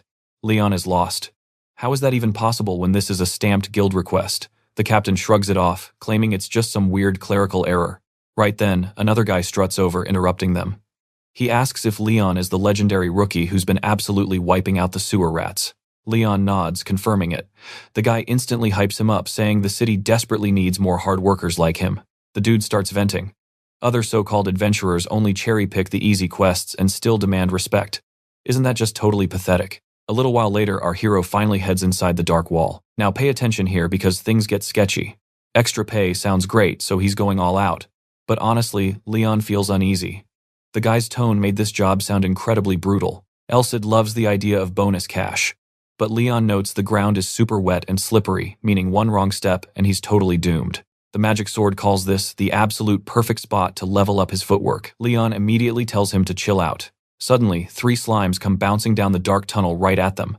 Leon panics, seeing 3 at once, and Elsid yells at him to activate his vision skill. He reminds our boy, if these were just basic low-level slimes, other adventurers wouldn't be running away scared. Leon instantly gets the hint. Out of nowhere, a massive rock materializes right in his face. It's flying so fast he barely dodges. The rock violently smashes into the wall. Leon panics, shouting about where it came from, but Elsid just tells him to look forward. Dead ahead, a massive slime is already charging. Acting on pure survival reflex, he whips his sword up. He blocks the heavy impact, but the crazy force pushes his blade back anyway. Stunned, he finally realizes why they earned the name Rocky Slimes. Elsid points out what Leon probably already guessed. Every single slime shares one fatal weak spot, their core. Shatter the core in the dead center, and the whole monster crumbles instantly. It doesn't matter what element it is, that rule is absolute. You and I both know slimes are usually weak, right? Well, Leon focuses and sees thick, jagged layers of rock perfectly shielding these cores, built like absolute tanks. Elsid explains this is exactly why normal fighters avoid them. You'd need heavy blunt weapons to actually smash through that crazy armor. Normal slimes, yeah, swords and arrows cut right through. But these freaks totally cover up their weakness with heavy stone shards. Trying to hack through that with a standard blade is pure agony. Suddenly the slimes open fire, blasting high-speed rocks straight at Leon. The deadly barrage totally surrounds him. He frantically swings his sacred sword to deflect the hits. Despite that, the monsters relentlessly push forward. Leon is seriously struggling now. Elsid realizes they know he can't block everything, so they're specifically targeting his vital spots. Then Elsid tests him. What did he learn from that brutal attack? Leon notes they're firing from over 5 meters out. That distance creates a tiny time gap before the next wave hits. Closing the gap might buy him enough time for a solid strike or two. But there's a huge catch. His attacks still can't pierce their rock defense, so he desperately needs a way to dodge the stones and strike the core directly. Then it hits him. No, he just needs to slice right through. Elsid is genuinely stunned. Leon figures out that using his enhanced vision, he can spot the exact microsecond. The rocks shift apart, then thrust his sword straight through the gap. The huge problem, those internal shards constantly spin. Threading the needle through that armor won't be easy. Despite the insane difficulty, Leon actually smirks. He asks his sword if absolute danger can double as the perfect opening. Elsid confirms it. When the rocky slime opens its mouth to fire, its internal armor flow stops for literally 1 single second. With Leon's busted vision skill, that split second is his golden ticket to shatter the core. Spot on. Leon smirks, asking if that's the real reason Elsid picked this awful quest. The sword confidently agrees. Hyped up, Leon charges straight into the deadly slime barrage blade drawn. Right as he closes in, he activates his fully trained vision. Boom! One perfect clean strike slices through the gap and absolutely shatters the core. He instantly realizes, though if his timing is off by a millimeter, he's totally dead. That's where we leave it for now. Elsid warns that these things track vibrations, meaning Leon's footwork needs to be ghost-level quiet. Stick with me here, you're about to see our boy put in work. The slimes keep blasting rocks, but Elsid says this is perfect for his footwork, so he starts weaving right through them. He gets totally hyped, realizing he's actually pulling this off, trusting his movement just like Elsid advised. But then, bam, something goes completely wrong and he actually slips. Before he can even panic, a massive chunk of rocks flies at him from a blind spot. He immediately locks in, letting his hard training take over. Fighting for balance, he catches his footing right before getting smashed. In that exact split second, his newly trained eyes lock perfectly onto another slime's core. He shatters it instantly. Minutes later, the entire corridor is absolutely painted with crushed slime pieces. Elsid teases that it was a total accident, but a win is a win. Leon just looks at him completely confused. Elsid explains his accidental move was actually level 2 of their footwork technique. Shocked Leon is like, wait, what? The sword explains that level 2 means holding perfect balance on flat ground while killing any vibrations. On top of that, he needs to master whatever is under his feet, whether it's freezing ice, extreme heat, or anything crazy. The real secret is terrain adaptation, taking an awful muddy environment and turning it into an absolute advantage. So purely by accident, Leon widened his stance and dropped his center of gravity perfectly. Elsid asks him if that feels about right. Dropping his usual stiff posture suddenly gave him the total freedom to dodge any direction. Elsid lectures that shifting ground demands shifting posture. Until now, his stiff movements were only built for super clean, flat floors. But in a cramped, soggy cave like this, he definitely needs a combat style built for the terrible space. Leon admits getting low honestly makes dodging easier, and Elsid smugly points out that real-world combat training is always better. Leon calls him a literal demonic sword, but Elsid barks back defensively. Leon is sweating, this is only level 2, and he can't believe it's considered beginner stuff. But watch closely because here's where it gets wild. Elsid says he shouldn't even try to dodge everything anymore, despite getting way better at his footwork. Leon freezes in pure shock.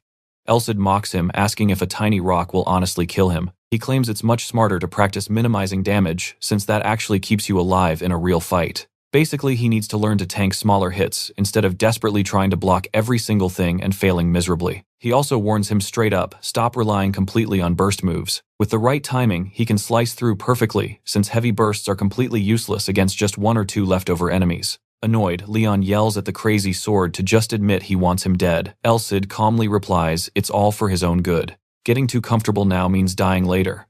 Leon snaps back that he isn't comfortable at all, so why push him this insanely hard? Elsid chuckles. By his standards, Leon definitely is.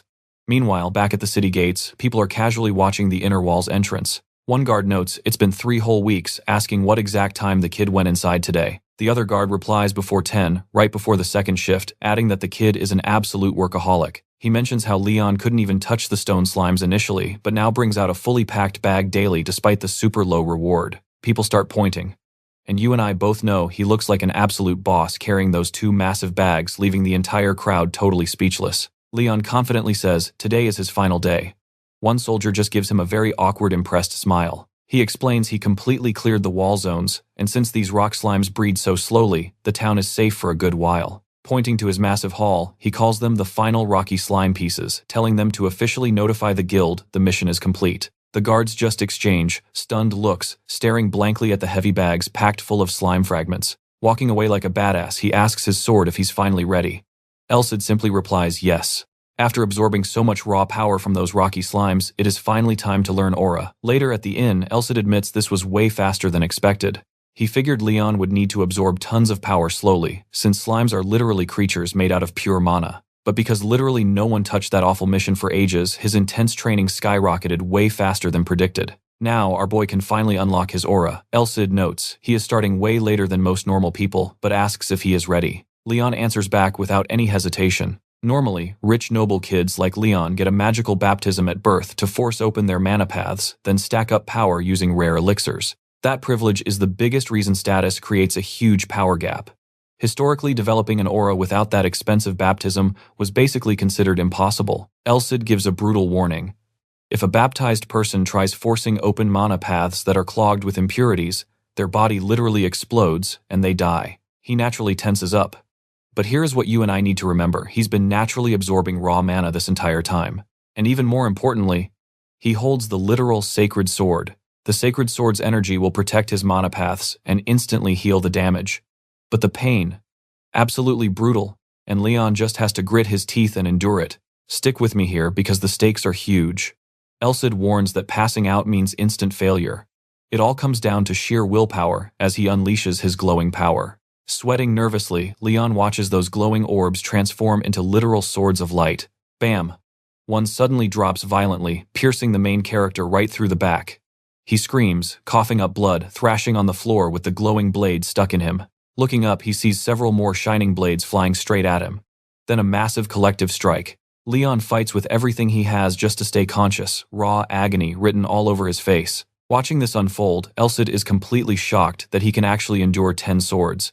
Even heavily wounded, the kid stays grounded and just keeps on resisting the pain. Looking out the window, Elcid realizes something. Now that the boy's aura has fully awakened, those enemies hiding in the city are way easier to track down. Later that night, back at the inn, Leon finally mutters the word aura. He can physically feel that flow inside him now. A pure, refined energy just actively circling through his heart. It feels like he unlocked a totally new power, completely separate from just raw muscles. For a brief second, he genuinely feels like he could do absolutely anything. But Elcid quickly shuts him down, leaving Leon completely confused. Thinking back to Rodrigo Caldeas El Vivare, El Cid admits the kid is incredible. Even if awakening relies on inner strength, Leon completely shattered his expectations today. Now, here's where it gets interesting. Elcid looks conflicted. He personally handled the training and it worked out perfectly, so why does he actually feel so down about it? If the kid gets stronger, isn't that a huge win? Well, the problem is the method. He basically forced a shortcut by using the Sacred Sword's trial. Without doing that, would this kid truly be worthy of becoming the successor to Rodrigo Caldeas El Vivare? He goes on calling Leon Rodrigo's true heir, so he needs to keep every option open, ensuring the former hero is watching proudly from heaven. Then Elcid points directly at the kid. One more thing to cover. He flat out admits he expected him to endure 5 swords at most. That brutal baptism only opened his major vein. To actually use aura in combat, he still needs to unlock the smaller ones. Right now, he's just a kid with a fresh power buff with a massive journey ahead. Leon scratches his head saying he already knows that. But hey, even if his physical body hasn't leveled up yet, that raw energy is undeniable. Elcid explains, that's a sensory skill. If he focuses that energy flow, he can read his surroundings perfectly. The main character completely lights up at that. To him, that sounds like the coolest thing ever. Elcid gets the hype, but first, it's time for an aura lesson. Rule number 1, every aura has a specific attribute. Most regular humans get one of the 5 basic types: metal beast, wood fire, or water. But Leon's isn't any of those. Elcid admits he's surprised the kid managed to awaken the exact same aura type as him, making Leon incredibly curious. Totally shocked, he asks if it's really a match. Before he can finish, Elcid cuts in, yes. It's the sun attribute representing pure light and scorching heat. A super rare high-class attribute tied to absolute brilliance. Leon practically flops onto the bed, absolutely hyped that he shares a power with the legendary hero. Before moving forward, Elcid promises to show him a quick summary screen. With a casual snap, the system terminal pops up. It officially lists him as a hero who learned aura hitting level 22 with a bunch of brand new skills. He is totally stunned. Can you believe this? The interface completely changed. He literally just unlocked aura, but get this, he's somehow already at level 3. Elcid explains that since Leon could already use Accelerate before formal training and was already passively using Aura Sense, he got a massive head start. He completely bypassed levels 1 and 2. Eyes wide, the kid asks if that's really possible. Elcid confirms it. Plus, his martial body hit level 2 when his meridians opened. Now it's finally time to teach him the real swordsmanship he's been missing. That makes him genuinely happy. He can finally learn the sword style of Rodrigo Caldeas El Vivare. Eyes sparkling, he asks if they can begin right now. Elcid just laughs, seeing Leon so incredibly fired up. He admits, motivation is great, but drops a heavy truth bomb first. This very city, it's swarming with his sworn enemies. The kid is confused and asks what he means. Elcid senses them lurking somewhere nearby. Ancient enemies of the hero. Absolute traitors trying to sell this world out to otherworldly beings. They crawl in the shadows of every era's hero, like disgusting bugs. Getting tense, Leon asks for their name. But Elcid refuses to waste a real name on garbage like them. If he needs a name, call them Malice. A wicked group. He tightly clenches his fists, thinking about these ancient enemies. But Elcid gives a harsh warning he's in zero shape to fight them head-on right now. So what do you and I take from this? Just keep grinding. Leon smirks. He just has to get stronger. His mind is set. He's absolutely becoming a hero. Stick with me, you and I are about to see this hero's journey get really dark. Elsid stares, warning him Malice won't stay quiet forever. They have 2 months to move tops. Hunting monsters is just basic training. But Malice, that is a whole different beast. This is an enemy no hero can dodge. From here on out, our main character is crawling through mud, blood, and pure hatred. Hearing that, Leon instantly tenses up. The next day at the Adventurers Guild, Karen says the guards already checked in, but she was sweating since he vanished for 4 days. He asks if he kept her waiting, and she admits his whole vibe feels totally different now. Our guy just brushes it off casually, mentioning he had a breakthrough while out hunting monsters. Karen lights up completely. She says she totally knew it, giving her one more awesome reason to congratulate him. Leon blinks, totally confused. He asks her to repeat that. One more reason. Smiling bright, Karen hands over a shiny new emblem congratulating him on hitting C rank. Sir Leon just stares at the medal, completely stunned, asking if C ranks usually just skip the entire promotion exam. Karen says, that is right. Thanks to crazy high scores from the Ratman and Rocky Slime jobs plus glowing letters from the Lord and Guard Captain, he got a free pass. Leon looks down at the emblem, swelling with pride. 2 requests, and he already ranked up. Elsid chimes in, that is super impressive. Plus, higher rank means better jobs while they hunt down Malice. The main character says he will start taking C-rank jobs, and Karen happily says he can start today. As she pulls out some paperwork, she secretly thinks that jumping straight into work after a promotion is some next-level dedication. Elsid figures she is reading into it, joking that holy power is basically like a sonar. Anyway, Leon asks for his opinion, and Elsid admits some jobs look okay, but nothing screams Malice. So our main character asks if they should just grind training until a clue drops. Watching him mutter to himself, Karen steps in. She offers a different category, pointing out that only picking rejected jobs is kind of weird, but he cuts her off. Now pay attention, this is where it gets interesting. He thinks for a second, then asks for any jobs tied to the slums or ones with awful reputations. Karen completely freezes. She stammers, the slums. She explains slums aren't just poor areas here. They are an absolute nightmare filled with thieves, snitches, escaped convicts, smugglers, and straight-up assassins. Leon thinks it over. A massive lawless zone sitting inside a free city. Yeah, that actually makes perfect sense. But Karen nervously explains there are 0 adventurer requests for the slums. That gritty work is strictly for shady mercenaries. She looks totally on edge. The protagonist curses under his breath. Adventurers don't touch human conflicts, and slum drama is basically 100% human garbage. He realizes pivoting to a mercenary right now would cause massive headaches.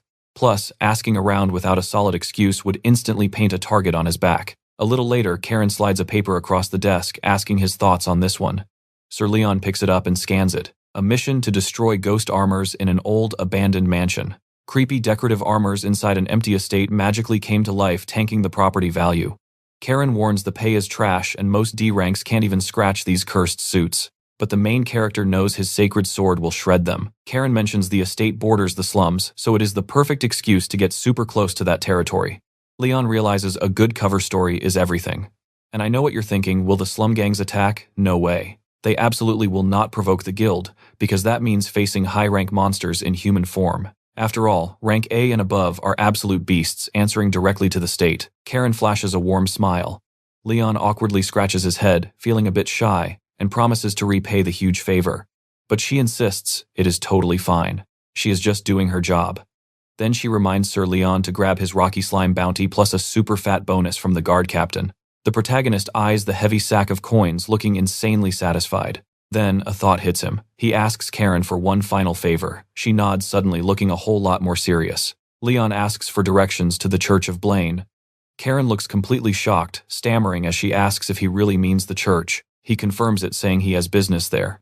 Karen tenses up completely, and he figures that reaction makes total sense. If she seriously buys that he is a holy knight, she knows they never ask the church for help, even while doing penance. The only exception, when a literal enemy of the church shows up, pure heretics who reject the goddess. When that happens, the church unleashes everything. That is exactly when the brutal Iron Knights hit the field. Finally, Karen stammers out the address, Northeast District 13th building at the end. Leon smiles, drops a quick thanks, and says he is heading out. Karen just stands there absolutely frozen. She realizes if a sacred knight is heading there, a massive heretic must be nearby. She drops to the floor, panicking. And that's where we leave it. Trust me, you are going to want to see the fallout next time. They need to report this immediately. Elsid looks totally satisfied, calling it a pretty genius move. Stick with me here. Leon says this is the perfect play to keep his identity hidden. A low-rank report alone won't make the guild budge. But then he pauses. Wait, that isn't entirely true. Once filed, the guild acts independently anyway. So yeah, maybe he actually just exposed himself a tiny bit. If things go sideways, he could just show Elsid to the church as proof, but that's an absolute last resort. Elsid's seal is still active. Leon knows he needs way more skill before claiming he wields the legendary sacred sword to the church. Anyway, moving on to the living armors. Are they seriously just empty metal suits moving all by themselves?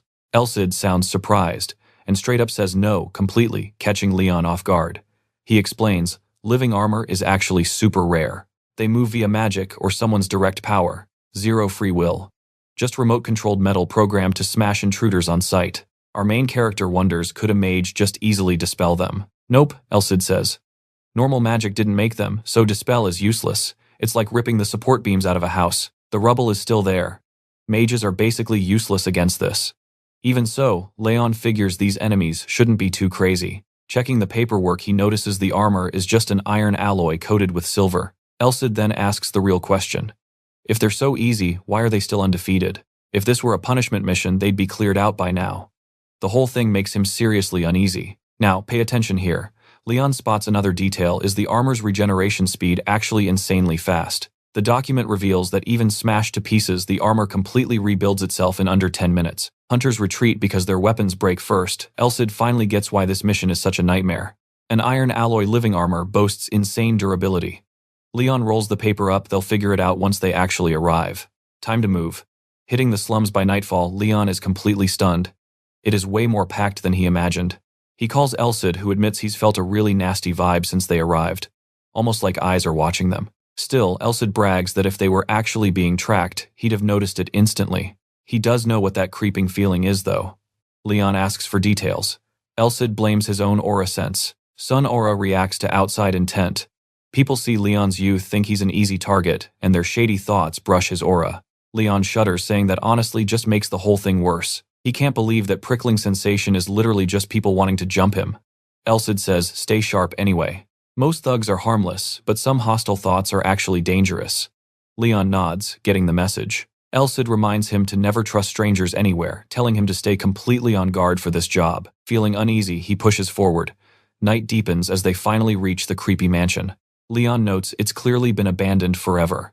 Elsid jokes this dump wouldn't sell even without monsters, and Leon completely agrees. You and I both saw this coming, right? Under those cloths, the metal armors start waking up. Leon pushes deeper into the web-covered mansion. He draws the sacred sword, hyping himself up. He is ready for this. Stepping forward, he uses the blade's glowing magic like a flashlight. He grins, this thing is ridiculously useful. Elsid snaps at him to bring candles next time. He can't glow like a beacon around normal people. Leon just laughs. Sure, next time. Then Elsid points. Down the dark corridor, a fully armed suit of armor stomps straight toward them. Its eyes flare with freaky magic. It swings a massive weapon, smashing the floor and locking right onto Leon. Getting hyped, he admits, it's his first time fighting a halberd. That thing can slash, stab, pierce, and crush everything. Plus, it has a 2-meter reach. That weapon easily covers the exact distance Leon needs, 2 whole steps to cross. The armor strikes first, Leon blocks, realizing range only matters if the wielder actually has the skills to back it up. With one sharp strike, he knocks the halberd completely aside. A deadly weapon means nothing if a 30-kilo empty armor suit is swinging it. Leon says that's what happens when you let him close the gap. His next vicious blow starts shredding the metal, but Leon immediately realizes it is not enough to end this. So he unloads a rapid-fire combo. The armor totally shatters metal chunks, scattering all over the stone floor. Elsid asks if he used his acceleration skill. Aside from a few sloppy misses from the speed boost, not too bad. Leon admits he can only hold it briefly. That's where we leave it. Trust me, you'll want to see what happens next. Alright, stick with me here. The report claimed these things regenerate even after a warhammer smash. Leon kicks the shattered armor on the ground. Abnormal regeneration. Yeah, not seeing it. Elsid thinks the entire quest brief was totally faked. He nods. Sure, maybe.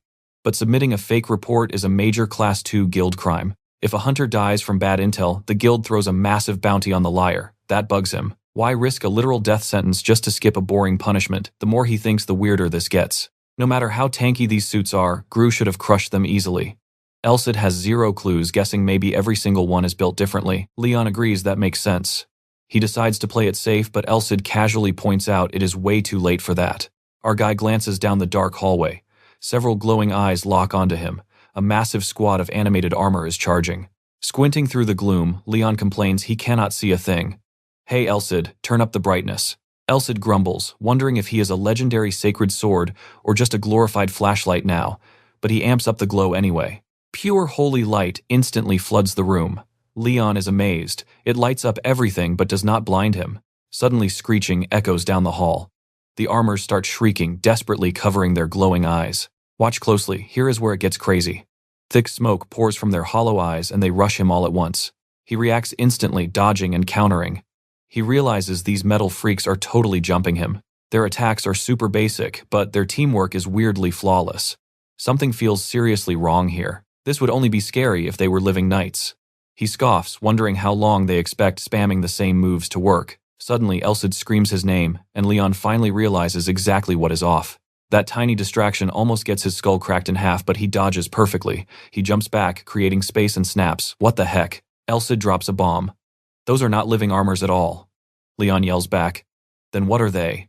"Use your special vision," Elcid tells him. "Look closer, and it will all make sense." Leon activates his magic sight and spots something terrifying inside the metal. He asks about the smoke, and Elcid confirms it is pure evil energy. The absolute second that touches your skin, it drains your life force. His solar aura offers some defense, but touching it is still a massive mistake. Leon asks, "That is why the holy light burned them." "Only partially," Elcid explains. "If they were just balls of evil energy, the light would instantly erase them. Plus, standard living armors are mindless. They cannot literally scream in terror from seeing a holy weapon. Only one type of monster reacts this violently to purification." Elcid confirms it. Evil spirits. He drops the lore. These are phantom armors. Restless ghosts possess the metal, turning their bitter regrets into pure hatred for the living. Leon thinks back to his first kill. That perfectly explains why it could not regenerate. You cannot truly destroy spirit-possessed armor until their hatred is gone. Smash them to pieces and they will just keep getting back up. To win, you need high-tier magic to banish the ghost, slice their spiritual connection, or blast them with massive holy power. Good thing he is holding a legendary sacred sword. But there is one huge problem left. You and I are probably thinking the same thing right now. With this many ghosts, just fall back and wait for daylight, right? Elcid says the sheer numbers are the actual nightmare here. This massive army of spirits did not just randomly spawn together, meaning someone manufactured this, Leon asks. Elcid nods, saying creating even one phantom armor is ridiculously hard to pull off. Leon is absolutely stunned. Inside this mansion, no way. There is zero chance this many people are just dropping dead around the city. Also, Elcid notes that evil spirits are usually super lazy. They cannot travel far, fade fast, and definitely cannot cross city districts. Leon realizes the horrifying truth. They all came from one place. The slums. The ultimate lawless zone, a place where absolutely anything can be bought with cash or stolen with violence. Leon grips his sword. He refuses to ignore this darkness. But right now, he knows he lacks the raw experience to solo this entire conspiracy. Even flashing his sacred sword to mobilize the church is totally useless unless he figures out who this shadow organization is and what they want. So, retreating until morning, cancelled. He decides to just charge straight into the ghost army. Grinding stronger mobs in the dark equals faster leveling. He violently tears through the cursed armor. Before long, he has completely demolished a massive pile of them with zero sweat. Dawn finally starts breaking outside. "Looks like the raid is officially over," Elcid announces. Leon nods as morning sunlight floods inside. He casually admits fighting surrounded was pretty easy. And trust me, having zero blind spots makes you an absolute beast. His sensory awareness is seriously broken. Still, vision has limits. Listen up, you and I know he can't see backward. Plus, fighting with your back pinned against a wall isn't always possible. Elcid totally agrees. He drops some wisdom. A third-rate fighter blames conditions. A second-rate adapts, but a first-rate fighter, they turn everything into a massive advantage. Leon takes a deep breath. Walking out of that mansion looking pretty satisfied, he admits this is a serious weakness he must conquer to survive the slums. Those streets are way deadlier than basic traps, completely rigged with brutal, cruel snares everywhere. Our boy knows straight up killers and ambushers will immediately target his blind spots. Relying purely on eyesight means falling into an inescapable trap. Meanwhile, across town, a little boy is crying his eyes out in the streets. Something clearly terrified the kid. A cloaked guy slowly walks right up to him. Scrubbing his tears, the boy looks up and instantly covers his mouth in pure terror. A massive, scary-looking dude just spawned right there. The whole street freezes the second he appears. Trailed by his squad, someone nervously whispers his name, Khan, the absolute boss of Blaine's strongest gang. A lackey reports they staked out districts 23 and 25. However, 0 slaves who went inside ever walked back out. He adds that the mansion's vibe was way too sketchy, so they kept their distance. He asks the boss if they need to investigate further. Khan shuts it down. Keep watching from afar. Getting close draws unwanted heat. Then, chilling like a king on his massive throne, he demands the next update. Another goon mentions checking the sewage leaking from districts 23 and 25. Mixed in that garbage, human remains. Easily 30 victims in just one single day. Khan asks for the mage's opinion, then gets his answer. Now watch closely. The magic residue was bizarre, something dark magic couldn't even pull off. That detail finally makes the big boss look rattled. He orders them to gather the proof and write it up, forcing the church and guild to take action. But one guy suddenly protests. If this mess gets fixed now, their sweet slave trade profit gets slashed in half. Suddenly, fresh red blood splashes across a henchman's face. The complaining idiot drops completely dead. Khan ice coldly declares that a man dies the second he forgets when to stop. Exactly like that dead fool. The lackey is absolutely terrified by Khan. He didn't see anything. It was just a casual flick of the wrist. Khan warns them, those enemies are different. Do not try to control them, and definitely stay away. Any connection to them equals pure disaster. Madmen, crazy cultists, or foreign spies getting involved is an absolute death wish for the gang. He states clearly, if the church gets involved, they are toast. Anyone trading even a single coin with that squad gets hunted down right to the edges of the freaking world. That group is the church's elite execution squad, the Holy Knights of the Iron Chain. Khan tells everyone to move on. Another guy raises his hand to report. He brings up the creepy, abandoned mansion. Apparently, an active adventurer keeps visiting that spot because of a specific quest. Khan instantly looks intrigued, and the henchman notes it has been happening for a week. He mentions this adventurer even earned a weird nickname from grinding trash quests like Ratmen and Weakstone Slimes. At first, they called him Cat, but now he is the janitor. Why? Because he keeps doing the dirty jobs literally nobody else wants. You can probably guess what happens next, right? Khan smirks, realizing this guy is actually useful. Night falls. Back at the inn, Leon is skipping his rest. He grinds his training hard, and by the absolute end, he looks completely exhausted. Elsid asks how the session went, wondering if he felt the aura flowing. Leon nods, admitting the whole sensation felt totally insane. Elsid praises him, noting a hardworking normal guy totally destroys a lazy genius. The main character complains every trial feels like dying repeatedly. Instead of feeling overpowered, he just feels super relieved to survive. Elsid tells him to look for himself, snaps his fingers, and pops open the system terminal. Our MC is baffled. Why is his aura level suddenly low rank instead of beginner? After all, his sword mastery only just hit the intermediate tier. Elsid brags that it just proves his insane growth rate, especially with a legendary teacher. Our boy is mastering things in days that take others centuries. But the hero points out that the 7-star sword is still missing. Looking annoyed, Elsid tells Leon he cannot claim the style without even grasping the absolute basic first form. He explains the 7-star sword, also known as Chariot, is a secret art by Rodrigo Rodrique Calaldius El Vivare. True masters flawlessly chain all 7 forms together. Our hero desperately wants to learn just one form before fighting Malice, asking if dual-wielding both swords would grant a massive combat advantage. Elsid brutally replies that trying that before master rank means absolute death. Here is where we leave it for now. 2 months is definitely not enough time to crush the slums alone. He desperately needs a trump card because an aura weapon means 0 without proper skill. Elsid quietly considers his options. Alright, stick with me here. Leon wants to train until his body completely breaks, but Elsid shuts it down. He likes the hustle, but today's class is officially over. Disappointed, our main character asks why. Elsid just looks out the window, sensing some seriously unwanted guests. Leon checks it out too. Elsid points out they definitely aren't checking into the inn. Leon immediately wonders, did these guys come for me? Elsid senses 0 monsters, 0 real malice, and honestly 0 skill. But they totally look like street thugs. Are they from the slums? Elsid admits they look sketchy, but he really doubts they showed up looking for a fight. Leon decides to face them head on and steps outside. Instantly, one of the goons rudely demands to know if he's the janitor. He says, yeah, that's me. Another guy actually apologizes for crashing the party, begging for understanding since they are strictly following orders. Leon asks who gave the order. The bandage guy explains they represent a slum gang called Bastard. Leon watches these clowns striking poses like some weird boy band. He actually remembers their name from his info gathering. Their boss is Khan the Fang, an absolute heavyweight, and one of the 3 major powers controlling the slums. Pointing right at him, a thug says the boss wants a meeting. But get this, they were told to back off if he refused. Still, he suggests coming quietly. Without missing a single beat, Leon tells them to lead the way. The goons are completely shocked he agreed so fast. Watch closely because this is where Leon gets smart. He knows Khan wouldn't send an invite just to kill him. Using the boss's name is a VIP pass into the slums. Elsid pops up basically reading his mind.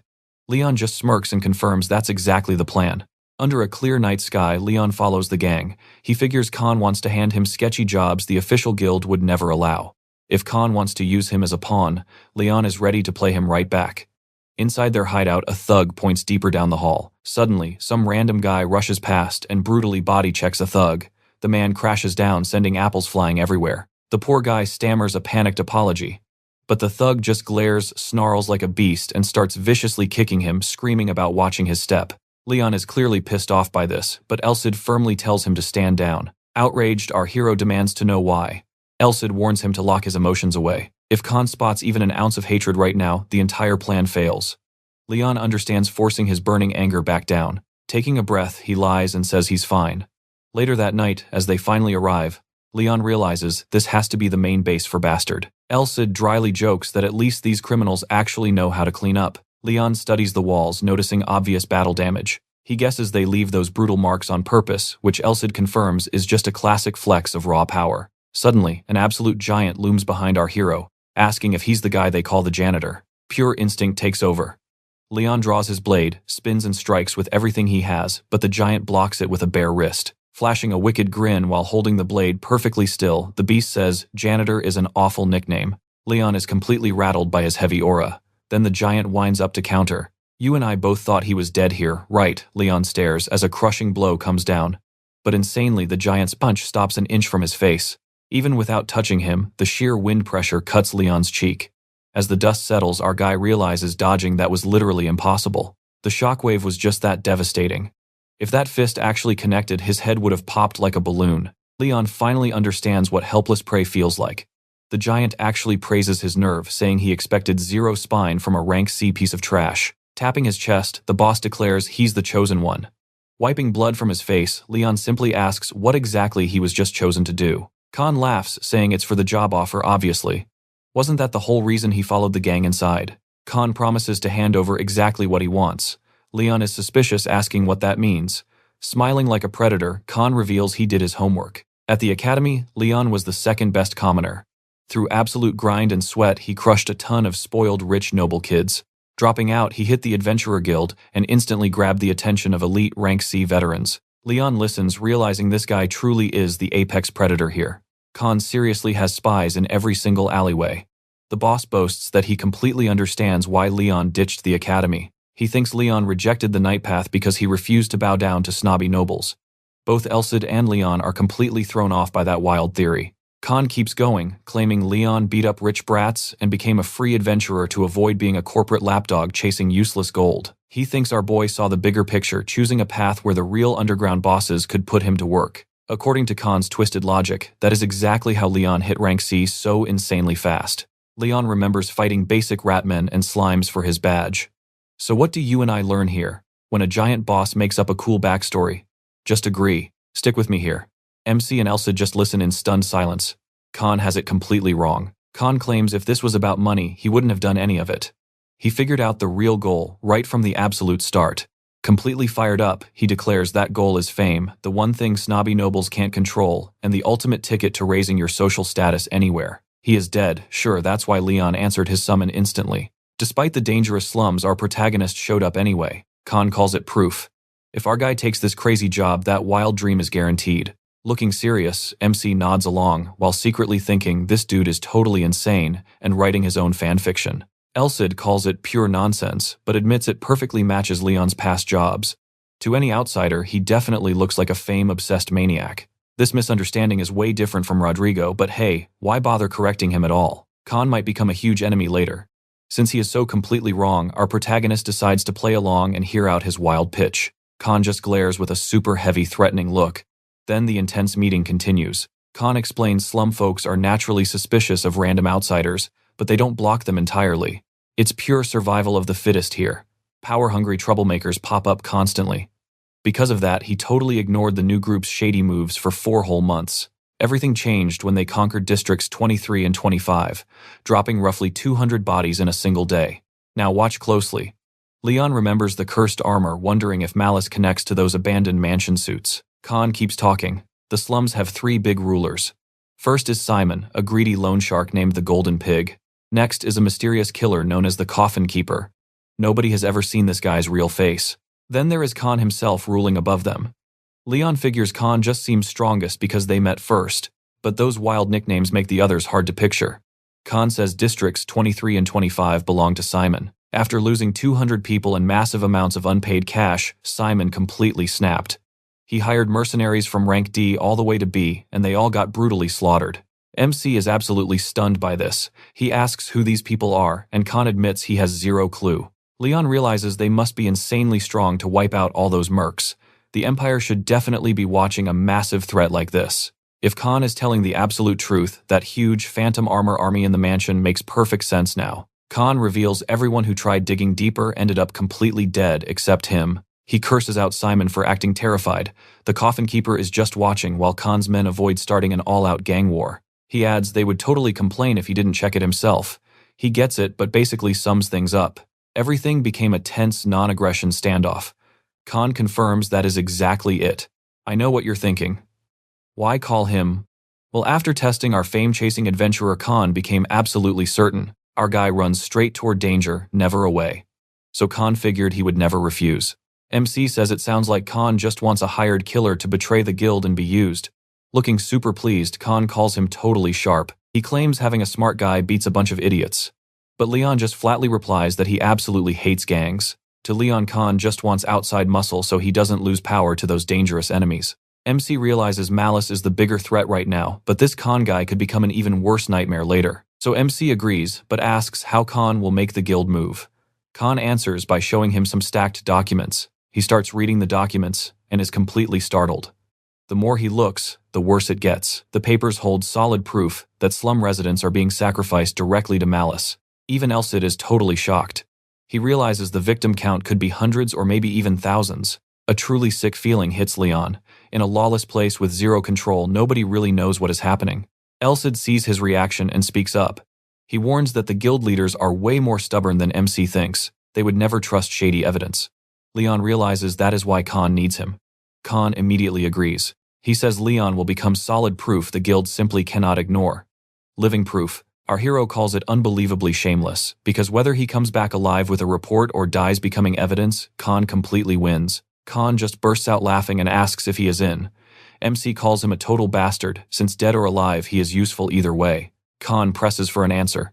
Slamming the table, MC simply says yes. Khan explains that information is incredibly hard to gather in the slums, and taking this job might save hundreds of lives. Then he tosses 2 items down, telling Leon to take them. When our hero asks what they are, Khan explains, one is a dagger bearing his personal seal. Show that and nobody touches him except the Coffin Keeper. Trust me, you'll want to see what happens next. Stick with me here as we jump right back in. Leon hands the creepy bag back, earning a curse from Khan. Khan then explains it holds magic scrolls for emergencies or cash. Khan says to treat it like advance pay. Leon is about to ask another question, but a sudden memory flashes through his mind. It's that punch Khan stopped at the very last second. Our guy asks if he actually planned on pulling it from the start. Khan just sits there in silence, flashes a smile and says yes. Later that night at the inn, Leon just sits in his room, completely lost in thought. Khan's insane power really left him shaken. He cannot stop thinking about how absurdly strong Khan the Fang actually is. It makes one thing crystal clear, his own training isn't enough. Leon asks Elsid if anything in that document caught his eye. The sword says yes, but he definitely needs more time to study it. Dealing with malice means one single mistake could trigger a massive disaster. He asks if Elsid needs to see it in person, and the sword agrees. Then reality hits him, sneaking into a death trap that already wiped out 500 trained mercenaries. Yeah, that won't be easy. He tells Elsid he absolutely needs backup, someone who can't be bribed, and will protect him without a second of hesitation. Elsid worriedly asks if that is setting the bar way too high. Leon ignores him, adding one final condition. Now pay attention because this narrows things down. The recruit must despise malice. Elsid says there is only one place to find them, building 30 in Prima District. Cut to the next day. They arrive at the location and Leon asks if this rundown building is really the Holy Church. He honestly wonders why a church branch would open in such a poor area. Elsid explains that the church always sends its clerics to places full of forgotten people. He says greedy people are easily tempted and controlled, but clerics, they're totally different. They stick to their faith and the goddess's teachings so they never ever stray from the path. Basically, cheap lies won't work on them. Leon realizes he has absolutely no other choice. Even if he hates drawing attention as a rookie hero, he will just have to tell the truth. He figures that if he reveals his true identity, a real cleric would honor his request to keep it secret. Looking around, the locals dress poorly, but their eyes hold hope, and nobody is stealing. That tells him this church branch has seriously earned the community's trust. He really starts wondering what kind of bishop runs this place. Reaching the door, he finally knocks. A voice calls out. Our boy replies, he's an adventurer carrying something super important for the bishop. Instantly, a strange, heavy feeling washes over him. His own aura starts shifting, completely reacting to the crazy, powerful energy coming from behind that door. The guy who opens it actually has pointed ears. He politely introduces himself as the branch bishop. I know you and I weren't expecting this. The bishop is an elf, his hands are totally bruised, and he's calmly sipping a warm drink. Smiling Caesar says they must be pretty shocked to see an elf running a church. Leon is too stunned to even answer right away. Caesar admits it's rare, but the goddess loves all races equally, and his faith is absolute. But then he hits Leon with another massive surprise. Caesar already knows exactly who he is from his past hero work. Thanks to Leon, the water is cleaner, and stomach illnesses dropped completely. Caesar says the goddess is definitely pleased.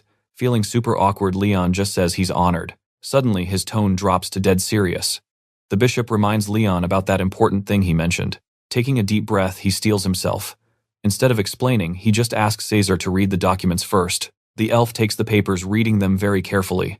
Instantly, that gentle smile vanishes, replaced by pure, furious anger. Caesar declares this is bad enough for the main church to step in.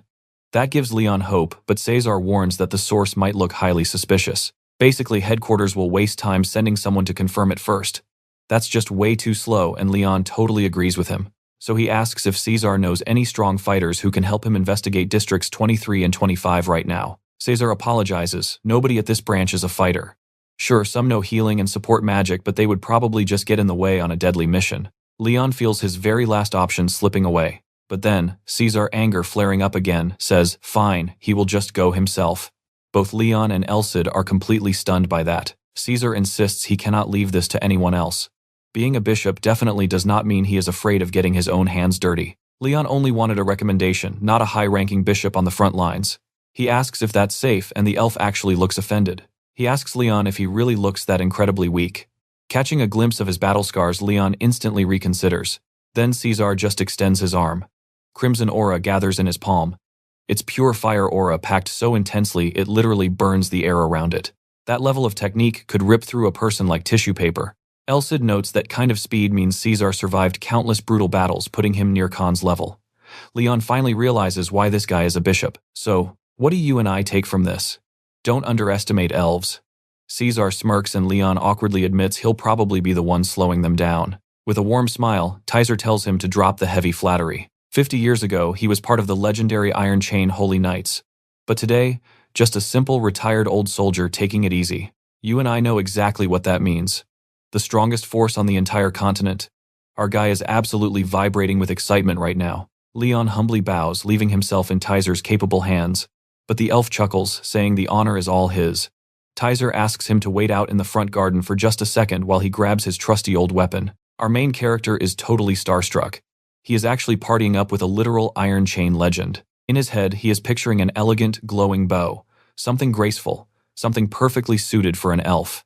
Elsid calls him completely clueless. Did he seriously miss the heavy calluses on Tizer's hands? Leon just blinks in confusion. And then, bam, a massive spiked iron ball crashes violently into the dirt. Tizer steps out, beaming proudly, while gripping a massive flail. Both of them are stunned.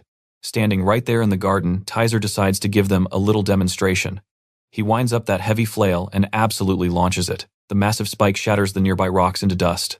Smiling like a proud grandpa, he sighs, saying how good it feels after all these years. Now, pay attention to this absolute tone shift. He casually mentions how he misses crushing heretic skulls. Leon and Elsid are officially terrified now. Tizer keeps rambling about how this holy crusade will destroy absolute evil and maybe finally cleanse his own dark sins. He firmly declares the goddess is definitely watching their righteous battle, then casually asks our guy for his thoughts. Sweating, MC awkwardly nods, saying she probably is. Tizer agrees with pure, terrifying confidence.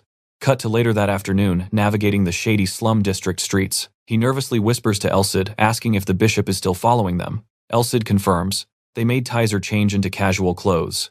You obviously cannot raid a criminal hideout wearing bright holy cleric robes. Still, the whole vibe feels weird. Our guy can track him using his aura, but otherwise, his normal human senses detect absolutely nothing. Elsid explains, it is a high-tier aura technique that completely erases your presence.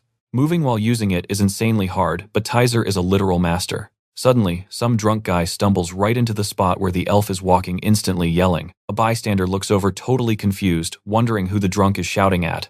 There is literally no one visible, Elsid notes. Tizer is clearly a veteran at deep infiltration. Our hero totally agrees. The old man is basically a ghost aside from his faint aura signature.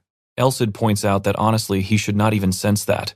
But aura rules completely bend depending on what specific attribute someone actually has. Judging by how Tizer reacted, Elsid bets the elf uses the moon attribute. Meanwhile, our guy has the sun attribute. That perfectly explains the weird tracking connection. The sun attribute basically hard counters this kind of stealth. Leon starts wondering if this sun and moon dynamic is pure coincidence or fate. Skipping ahead, they finally make it to District 23. Elsid mentions how clutch that stolen gang dagger was, and our boy nods in agreement. He thinks back to all those dangerous thugs glaring at them during the long walk. But the second he flashed that specific gang dagger, every single thug silently backed off. Let us pause for a second. Even Tizer is shocked they crossed the deadly slum so easily, admitting Leon is exactly as impressive as the rumors say. He praises our guy, saying he can finally deliver brutal justice to those shameless heretics who mock the grace of the goddess. Yeah, that holy fanatic talk is making everyone super uncomfortable again. Pushing deeper, our hero warns that they have officially crossed into hostile malice territory. Walking above ground is way too risky, so they take the secret sewer route Khan mentioned. They climb down with Tizer, using light magic to guide them. Suddenly, the elf kills the magic light and wildly signals for absolute silence. Voices echo from a nearby tunnel. Someone complains they only finished early because the living sacrifices put up a fight. The guy whines that processing 70 people daily is exhausting work. Even dumping bodies non-stop, they barely finish the dark ritual before the night ends. They grumble about getting stuck with cleanup duty. Our hero's blood runs entirely cold. A ritual 70 innocent people slaughtered in a single day. They have been running this massacre for a solid month. Before Leon can even explode with rage, Tizer readies his massive weapon, whispering that he is up first. The holy man jumps, smashing straight through the floorboards, landing perfectly behind the cultists.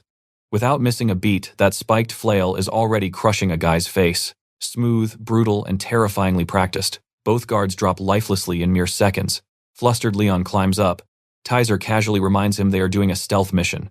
Yeah, right. Suddenly another masked guy steps out from the shadows, spewing thick smoke. Tizer blitzes him instantly, but something completely catches the old bishop by surprise. Clang, his iron flail bounces off a solid magic barrier. The masked cultist just laughs, bragging that physical attacks cannot break his special outer armor. He screams, demanding to know how they snuck in. But then he smirks perfect timing, because they actually needed fresh sacrifices for the altar anyway, and 1 second later sliced right in half. Leon takes him down with one perfectly clean strike, staring intensely. The last cultist starts completely losing his mind, screaming and asking if they know who they are messing with. But then Tizer teleports right behind him, palming his head. You and I just watched this deadly duo completely wipe the floor. What an epic finish. Looking pretty satisfied, Caesar casually tells him he already wiped out the guards. Leon awkwardly begs his brother to keep his voice down. Leon quickly notices these cultists were packing some seriously top-tier blades. Caesar grabbed one to break their dark defenses. Now you and I are about to see this get crazy, as the main character quietly checks on Elsid. Elsid confirms that everything is running perfectly on schedule. He cast a special illusion on himself, so to any enemies passing by, he just looks like a totally normal, boring sword they looted. That's a huge relief because a glowing sacred sword screams danger. But honestly, if a hardcore church official or Rodrigo spots it, they might still see through the disguise. Leon knows this is way too messy for a stealthy infiltration. But hey, they exposed the enemy's twisted secrets and heard the cold, hard proof themselves. The elf smirks, pointing out it's only stealth if it works. If they wipe out every single witness, it just becomes a giant bloody assassination mission. Wipe them all out and call it whatever you want. Elsid and Leon force a smile, but the heavy tension is still eating at them both. Leon says they need to keep moving, and Caesar instantly agrees. Together, they slowly push open a massive rusted metal door. Inside is absolute carnage. Blood-stained tools, rotting corpses, and mountains of bones. He gags immediately. I know what you're thinking, this is pure nightmare fuel. Makes you wonder how many innocent lives were brutally destroyed in this hellhole. Elcid orders him to stomach it. It's probably the most gruesome thing Leon has ever seen, but turning a blind eye isn't an option. A real hero burns this into his memory. The sword reminds him that this raw tragedy is the exact evil the main character swore to destroy. Leon asks if the Demon King is their main target, but Elcid scoffs, saying a simple Demon King doesn't even begin to cover it. The world isn't some fairy tale where beating one boss fixes everything. Leon is completely speechless. Elcid explains that poverty ruins the poor, just like the Demon King crushes the weak. Then he asks, is there really any simple reason why these horrible disasters happen? Can a magic sword cure poverty? Can it slice through disease? Absolutely not. Compared to all that, the Demon King is just a giant target waiting to be cut. A real hero fights to build a brighter tomorrow. So he has no choice but to push forward right to the bitter end. No matter how disgusting the truth gets, running isn't an option. You have to face the darkness head-on to actually rip out evil's roots. Finally, the main character takes a deep breath, calming his racing heart. Staring ahead, he realizes how naive his previous mindset really was. Finding your footing this quickly after seeing a literal slaughterhouse, that takes some legendary unbreakable willpower. Leon turns to His Excellency. The elf nods, confirming this is the actual base of operations. The other rooms were just trash cans for corpses. Moving forward, they'll be dealing with dozens of elite enemies, so charging in like idiots is basically suicide. He suddenly remembers Khan giving him an item, telling him it was an advance payment to use whenever he wanted. Leon hated the idea of relying on it, but he's backed into a corner. He whips out a mystical scroll, making Caesar curious about what kind of magic his brother is holding. Gripping it tight, he focuses his energy and triggers a clairvoyance spell. Elcid mentions that this magic completely shatters normal human vision limits, and he even lends some extra power to sharpen Leon's sight. Instantly, Leon's vision pieces through every wall and floor in the building. But then bam, the scroll drops and he grabs his head in pain. The elf rushes over in a panic, but the main character waves him off. Just a headache, nothing serious. He explains the hideout isn't actually that massive, around 24 enemies tops. He quickly points out their exact locations across the map. But smack in the middle, a pitch-black room blocking his vision entirely with just one eastern entrance. Leon wagers that room holds all the answers. The elf thinks it's a trap. And you and I know classic anime logic, they love baiting intruders right into a deadly ambush. The most obvious weak point is usually rigged to blow. He warns it might just be another empty graveyard, while the real twisted experiments happen in District 2. Leon tenses up at the thought. He admits the elf has a point, but guessing wrong right now could cost them everything. Waiting around won't magically lower the enemy's defenses, so striking today is still their absolute best shot. With the main objective locked in, Caesar cracks a grin and asks if it's time to quietly assassinate every last one of them. Down the hall, two guards are chatting before wham. Deadly chains wrap around their throats, snapping their necks in a split second. Further along, another cultist gets completely tangled in the elf's iron grip. That's 12 down. Hyped up, the elf laughs, saying his muscles are finally getting warm. Then he jokingly sighs, claiming he's way too old to be brawling this recklessly. Caesar points and asks if this is the mystery wall blocking Leon's vision. Leon nods slowly. Now comes the hard part, getting inside. He smashes his shoulder against the heavy stone, but without a handle, this thing won't budge an inch either way. Bizarre runes cover the surface, glowing an eerie, bloody red. The elf tells Leon to step back and strikes with brutal force. But it completely bounces off. That's where we leave it. Trust me, you'll want to see what happens next. Even the elf is completely stunned. He remembers the MC smashing solid stone at the church. That weapon turns rock into pure dust. Stick with me here. We saw them slice through those cultists easily, right? So how did a massive attack leave 0 marks on this wall? Elcid explains it is made of something totally unnatural. An extra-dimensional door built on crazy rules that just do not exist in this world. As far as he knows, this thing literally freezes from heat and burns from cold. Worse, it completely blocks outside energy. Leon realizes that is exactly why his magic scroll couldn't peek inside earlier. If raw force and magic both fail, only one option remains. Out of nowhere, the elf just starts praying. He begs his god to place the light of correction in his hands. The MC asks if this is a sacred art. Elcid confirms it. You can't just train this like aura or study it like magic. It comes purely from faith, virtue, and the literal laws of nature. The sword explains that heretic magic can never beat sacred arts.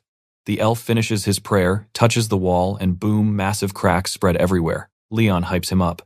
The door is shattering until it suddenly just stops. The bishop pushes way harder, his hand glowing bright as he forces raw power into it.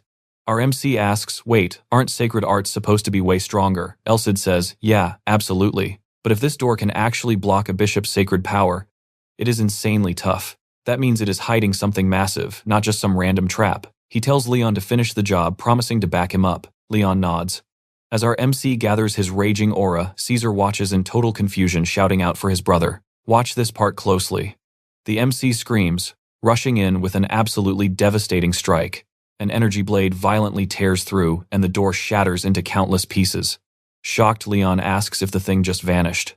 Elsid explains it was never supposed to exist in their reality anyway. Caesar praises the wild attack, admitting he totally underestimated the kid. Getting embarrassed, our protagonist waves it off. He says His Excellency did all the heavy lifting. The bishop mentions he senses zero presence inside. It feels completely empty, probably only used during their dark rituals. The MC can barely see a thing, but the stench of blood is overwhelming. The elf uses his light magic, and the reveal absolutely terrifies both of them. Hiding in the dark is a massive, pulsing living mass. Leon stammers, absolutely losing his cool, screaming out loud, asking what the hell that thing actually is. Even the veteran elf is panicking. Right there is a shapeless, horrific lump of flesh covered entirely in eyeballs and mouths. Pieces of it drag across the floor, making this incredibly sickening squelch. Tears well up as Leon realizes the victims are still alive. Elsid puts it together. They harvest intelligent beings, draining their blood, twisting them into chunks of living meat packed with pure life force. You and I both know what this means. Their endgame is absolutely terrifying. It is a heretic ritual designed to summon a legendary monster using these endless sacrifices. Why? Because this thing can swallow an entire city whole. This disaster was known as absolute suffering. Leon freezes up, asking called what? Elsid looks grim and says the devourer of cities. He explains the prep work takes forever, but once the summoning starts, it is completely unstoppable. An extra-dimensional nightmare that even a top-tier transcendent would run away from. It just shows up, eats a whole city, and vanishes back to its own dimension. The MC panics, realizing if this works on the city of Blaine, millions will die. Terrified, Leon asks if this madness has ever actually happened. The sword replies, they wouldn't have historical records if it hadn't. He explains the worst part about heretic magic: nobody knows the outcome until it activates, so the church can only react after the damage is done. Horrified, Leon begs to know the countermeasure for a city eater, because there is no way they fight a god-level threat, blind right. Elsid goes completely silent, thinking hard while the MC frantically yells his name.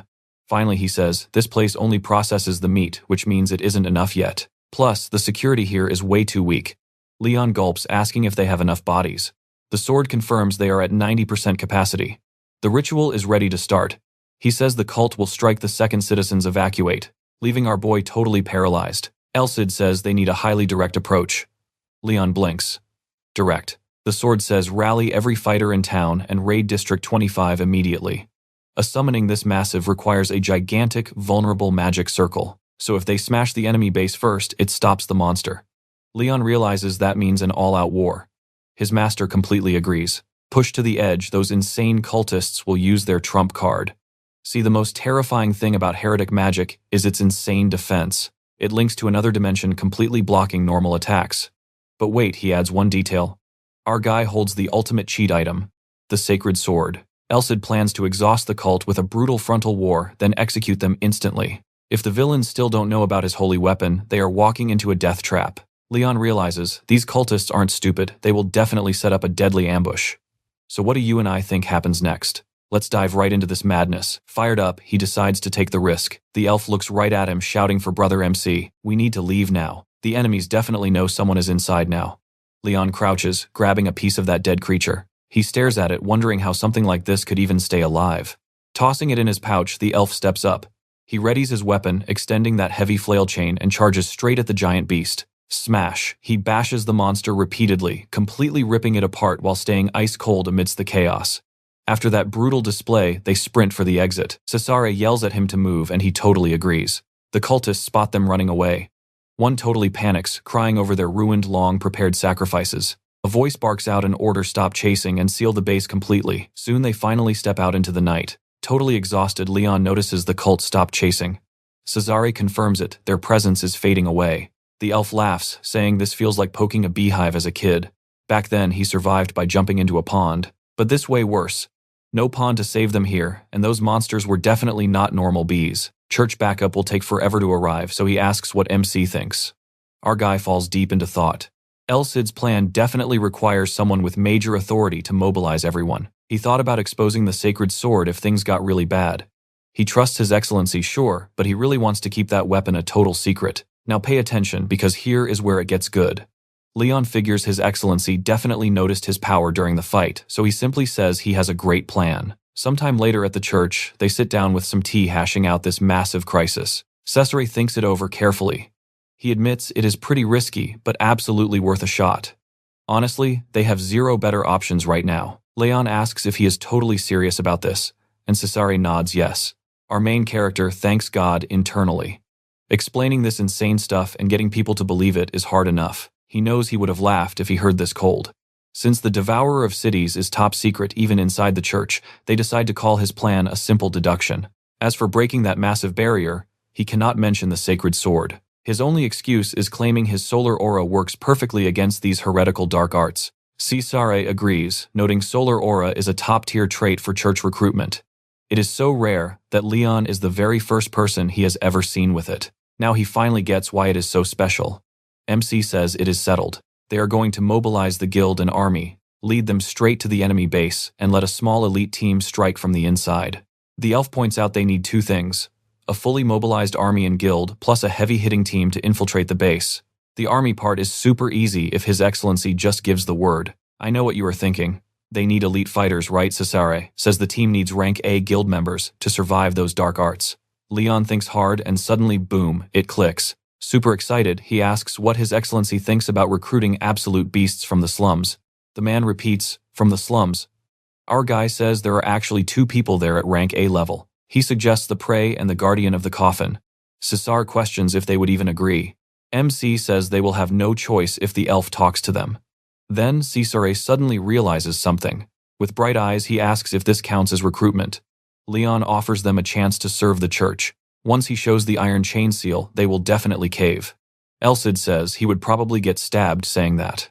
Remembering that brutal punch from Khan, he swears he is absolutely not doing this just because Khan bloodied his nose. Next day, at the Adventurer Guild, everyone is visibly shaking over something crazy. Rise nervously welcomes Lord Leon, clearly looking like she was about to greet someone way more important right behind him. Behind our hero, a heavily armored figure steps right up, locking his intense eyes onto the terrified receptionist. The whole guild panics. Is that the legendary Holy Knight of the Iron Chain? Why the heck is someone like him here? Leon steps up, saying he is not here for some basic rescue quest, but for serious official business. Pulling off his helmet, the elf introduces himself as Cesare, Bishop of the Sacred Church. He demands full guild support in the name of the Sacred Iron Chain. Suddenly, a massive voice shouts from outside, cut to a quiet room where this huge guy introduces himself as Bernard. Head of the Blame Branch, he says they can just leave this matter in his hands. Even though they never worked together, MC immediately notices one thing. Bernard is actually way bigger than Khan. He used to be rank A before a leg injury. Bernard understands the stakes perfectly. So what do you and I make of this? Next time gets absolutely insane. Let's dive in. You and I are watching a crisis so massive a Holy Knight actually called a meeting. Leon thinks it is exactly what you'd expect from the Guildmaster. The talk moves fast. But once they realize time is practically gone, the tension skyrockets. Bernard explains Lord Blaine has 4 top-tier adventurers. But right now, only one is actually available to fight since the others are out on missions. They leave the adventurer to the Guildmaster. Meanwhile, His Excellency and our main character head to the slums to recruit Khan. Things get intense real quick, probably because Khan is literally suspected of helping the evil Malice cult.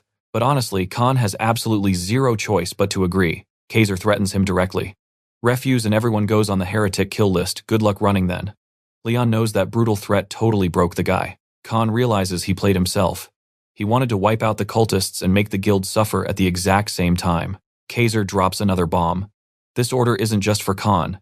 It includes the mysterious coffin guardian too. If Khan doesn't want to die alone, he better send a message. Super confused, Khan asks, is it seriously just him and the guardian going in? The elf nods. Those two are enough for the main strike team.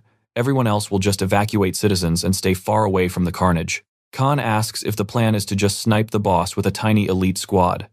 Kaiser smirks, pretty sharp thinking for a simple street thug. Leon knows they absolutely need Khan on the team if they want to stop the terrifying devourer of cities. Everyone just has to team up. It definitely beats dying a horrible death. Now, you are going to want to see this. The main character looks down beside Kaiser, absolutely stunned by the massive crowd gathered. Reese explains they sent emergency distress signals to every rank C adventurer and above. Surprisingly, almost everyone answered the call. Bernard confirms there are over 1,500 fighters out there. This is basically a full-blown war now. Leon realizes Lord Blaine only agreed to this insane plan because of the hard evidence he saved. The guards completely surround District 25. Adventurers and mercenaries will take the brutal frontline combat, while backline forces rain down ranged attacks from behind. Elcid calls it a genius move. Charging in blind would just turn their guys into free fuel for dark magic. Pressuring the enemy from afar is way safer. Leon looks at him totally pleased with the clever strategy. Their hands were tied. But hey, Lord Blaine actually sent one elite guy to help them out. The man introduces himself as Conrad, a senior knight of Count Blaine. He immediately bows to the guardian of the goddess. Kaiser stays humble, saying he doesn't deserve the title, blessing the knight instead. Leon knows Conrad is an absolute legend on the battlefield. Con mutters that he really shouldn't be here. He is just a slum boss, not some holy warrior. Suddenly, someone sneaks up behind Leon and casually asks if he missed the start. Conrad glares, asking who he is. The stranger snaps right back. Why ask? When you guys are the ones who summoned me. Con sighs, calling him the coffin keeper, saying they just need to finish the job. But the rogue tells them he plays by his own rules. I know what you're thinking. A lone assassin playing nice with the team. Yeah, definitely not his style. Kaiser doesn't care how the guy fights as long as he delivers. But he drops a hard warning. If he thinks shadows can hide him from the goddess's light, he is dead wrong. The assassin just stares at him. How scary, he deadpans. And then, he literally fades into thin air. Leon is completely stunned. No aura sense, no visual tracking, the guy is just gone. Elcid notes they just need one more person. Leon explains it is the guild's special hired adventurer. Right on cue, a tall woman strolls in, greeting everyone cheerfully. She apologizes for being late. The mission details were super vague, so she needed extra prep time. She introduces herself as Karen. The other three guys immediately tense up around her. Leon wonders why her bright vibe is creeping out these hardcore veterans. Let's recap. A street gangster, 2 adventurers, a retired Iron Chain Holy Knight, a fancy senior knight, and a ghost-like assassin. Leon stares at this incredibly bizarre squad. He knows for a fact these guys will never fight in perfect harmony. It's pure raw talent over teamwork here. The clock is ticking. He finally gives the absolute signal to attack. Boom. A massive explosion hits the district edge, while catapults launch flaming boulders straight inside. In seconds, the entire zone is ablaze. Cultists completely freak out, screaming about an ambush and scrambling to contact their headquarters. But one cultist looks up only to see glowing objects raining straight down from above. A second later, enchanted arrows slam right into them. Absolutely terrified, a cultist screams to release the abomination right now. A massive monster bursts out, smashing everything. Trust me, we are not ready for this absolute chaos. Someone shouts to fire. The archers immediately lock onto the terrifying giant beast. The next second, boom, it raises one massive arm and smashes right through the archer's defensive wall. An injured guy complains their arrows are completely useless. Then mercenaries storm in, trashing them for being weak, shouting for everyone to push forward. Come along with me. This elite squad, hitting a total stalemate. Leon admits they nailed the opening attack, but that giant monster is definitely not going down easy. He guesses they have about 10 minutes of fighting left. If everything works out, the enemy will panic, realize they are outmatched, and just retreat. Rodrigo nods. Suddenly, a massive tornado rips right through the middle of the city. Rodrigo smirks, saying this was totally part of the plan. Elcid shakes his head. That storm is definitely not natural. Leon wonders if it is some twisted dark magic. Sizer jumps in, declaring it is finally their turn, and takes off sprinting. Our MC tries to follow, but they are insanely fast. Seconds later, they reach the tornado. Leon arrives a bit late, totally out of breath. Rodrigo awkwardly chuckles and apologizes. They genuinely forgot he needed to actually keep up with them. Getting serious, he steps up. Time to see exactly how tough this dark magic barrier really is. He ignites his fire aura, and blazing flames instantly wrap around the entire storm. Our MC is absolutely blown away by Conrad's raw power. But seconds later, Rodrigo confirms that barrier is practically unbreakable. Con totally trashes them for being weak, yelling to step aside and let the knight get himself killed. Watch closely. He charges, throwing a totally brutal punch at the barrier, but when the dust settles, absolutely nothing changed. Taking that perfect opening, Conrad launches another massive strike, laughing at the crazy durability. Sizer claims his holy magic could easily smash it. But honestly, better to save energy since they have zero clue what is waiting inside. Rolling his shoulders, Leon admits he just looked pretty pathetic back there. Super embarrassing. The whole squad turns to stare at him. Then he quietly asks Elcid if the power is ready. The sword confirms it is literally overflowing. Slaying those dark magic users gave them more raw energy than thousands of normal monsters combined. No holding back anymore. Time to go completely all out. He smirks but tells Elsa to chill out before his insane energy completely breaks the transformation. Powering up, our MC prepares his epic strike. Karen catches on to something while Conrad just watches, totally fascinated. You saw that coming, right? Boom. One strike obliterates the tornado, leaving everyone absolutely stunned. With the dark barrier destroyed, this is their golden opportunity. The whole squad drops straight down into the opening. They drop into a creepy, damp passage. Sizer lights up the dark hallway as they advance. Karen wonders if the coffin keeper followed. Suddenly, the guy materializes right beside him with a chill reply, completely freezing him. Our MC is glad all 6 survived, but he is totally freaked out. How are those 2 wearing heavy chainmail without making a single sound? Elsid explains their base skills are just god tier. Yeah, our guy definitely has a long way to go. Karen points to a staircase going deeper underground. Elsid thinks it's sketchy, and Conrad suspects a massive trap. Still, Rodrigo says they have to check it out. Karen agrees it is the only way forward, even if this setup feels way too easy. Sizer quickly asks if she can spot any hidden traps. Leon remembers she is officially a rogue class. But Karen shrugs. The energy down there feels completely twisted. She literally will not know until they step inside. Sizer makes the call. They are going in. Standing around just makes everything worse. Conrad nods, and the whole crew heads down the dark stairs. Walking down, Leon realizes he still cannot sense the coffin keeper anywhere. Is he even behind them? Suddenly, click. He steps right on a hidden magic trap. The floor literally vanishes. He screams, squeezing his eyes shut, bracing for a brutal fall. But the impact, it never actually happens. Opening his eyes, he is standing on solid ground somewhere else. The stairs are gone, and he is totally lost. Glancing around, the entire squad is missing. He cannot sense a single familiar aura anywhere. Elsid explains this is a classic labyrinth formation. It totally warps space to make the underground base seem infinitely bigger. The team definitely got scattered across different zones. With some luck, Leon can track them down fast. Suddenly, Karen pops up, calling him Junior. She is super glad they found each other right away. Elsid smirks, noting her relief, teasing if the dark makes him nervous. But our main guy, he is barely even listening to the sword. He is totally stuck on being called Junior. Calling her Senior, Leon asks if she ended up completely alone. And that's where we leave it. She complains a creepy guy is following her, and a voice from the shadows instantly gets super defensive. Karen snaps right back that he is clearly the only creepy one around here. If he hates it, he can step out of her shadow instead of wriggling like a total freak. Leon just replies, he will go wherever he wants. You and I are in for a wild ride. He feels lucky reuniting with a rogue completely unbothered about the rest and says, let us move. Karen actually loves that confidence. Flashing a quick smile, she asks if she can really count on her Junior. Leon boldly claims he will not let her down. Heading deeper into the dark halls, Karen keeps her eyes peeled for any danger. Soon enough, the trio hits a dead end in a hallway packed with doors. Karen instantly points at one door, declaring it the right path. Our MC gets a little nervous. He notices her moving way faster than pure instinct allows. Is it really safe trusting her blindly? But Elsid chimes in, she has not been wrong a single time yet, so they just need to follow. Elsid notes her tracking skills completely blow forest elves out of the water. Leon asks if she is really that insane, and Elsid figures her unique aura and the heavy darkness are probably boosting her senses. Suddenly, Karen throws her arm up, signaling a full stop. She tells our MC to hold on. Enemies dead ahead. Watch closely now. She scouts ahead 3 targets, no detour.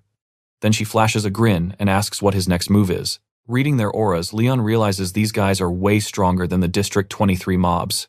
Even with his holy sword, victory is not guaranteed here. Still, he declares they will wipe them out. Karen teases him for acting so bold for a rank C. Wouldn't it be humiliating if he had to beg for help? Without missing a beat, he fires back that she should be worrying about herself. Karen just smirks and whips out her weapons. She declares it a contest, and Leon spots her intense green aura flaring up.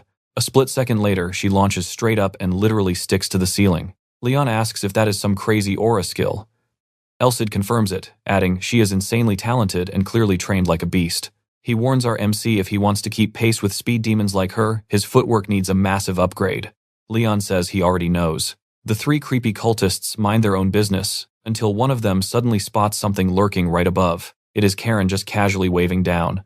The guy screams intruder. The 3 freeze in pure confusion for a second, but that is all she needs. Before they can even blink, 2 are instantly nailed by Karen's brutally fast throwing blades. Leon is completely blown away by her insane speed. One monster drags its claws across the stone floor, roaring about how she dared to attack them. Then they unleash their true, horrific, non-human forms. One growls, asking if she even comprehends what kind of hellhole she just walked into. Karen does not even flinch. She calls it nothing but an ownerless slum, then dives straight at them, unleashing a barrage of weapons. One beast mocks her tiny little weapons, completely missing the wire, stealthily wrapping right around its ugly leg. A rope suddenly violently jerks tight, slamming the monster down hard. Karen coldly laughs. That is what happens when you only watch the daggers. The very next second, a monster gets its head sliced totally clean off as the hidden assassin pops out and lands a fatal strike. Leon tenses up. Both of them are absolutely terrifying, and he just thanks God they are actually on his team. He snaps his focus back to his own target when something violently flashes right past his face, barely slicing his cheek. Elsid bluntly tells him his luck is absolute garbage because that specific monster is the strongest of the three. A massive beast blocks his path. Leon dryly thinks his sword spirit really could have saved that fun fact for later. I know what you are thinking. What was that? He maxes out his vision and aura, then freezes. He still has no idea what hit him. The answer drops instantly.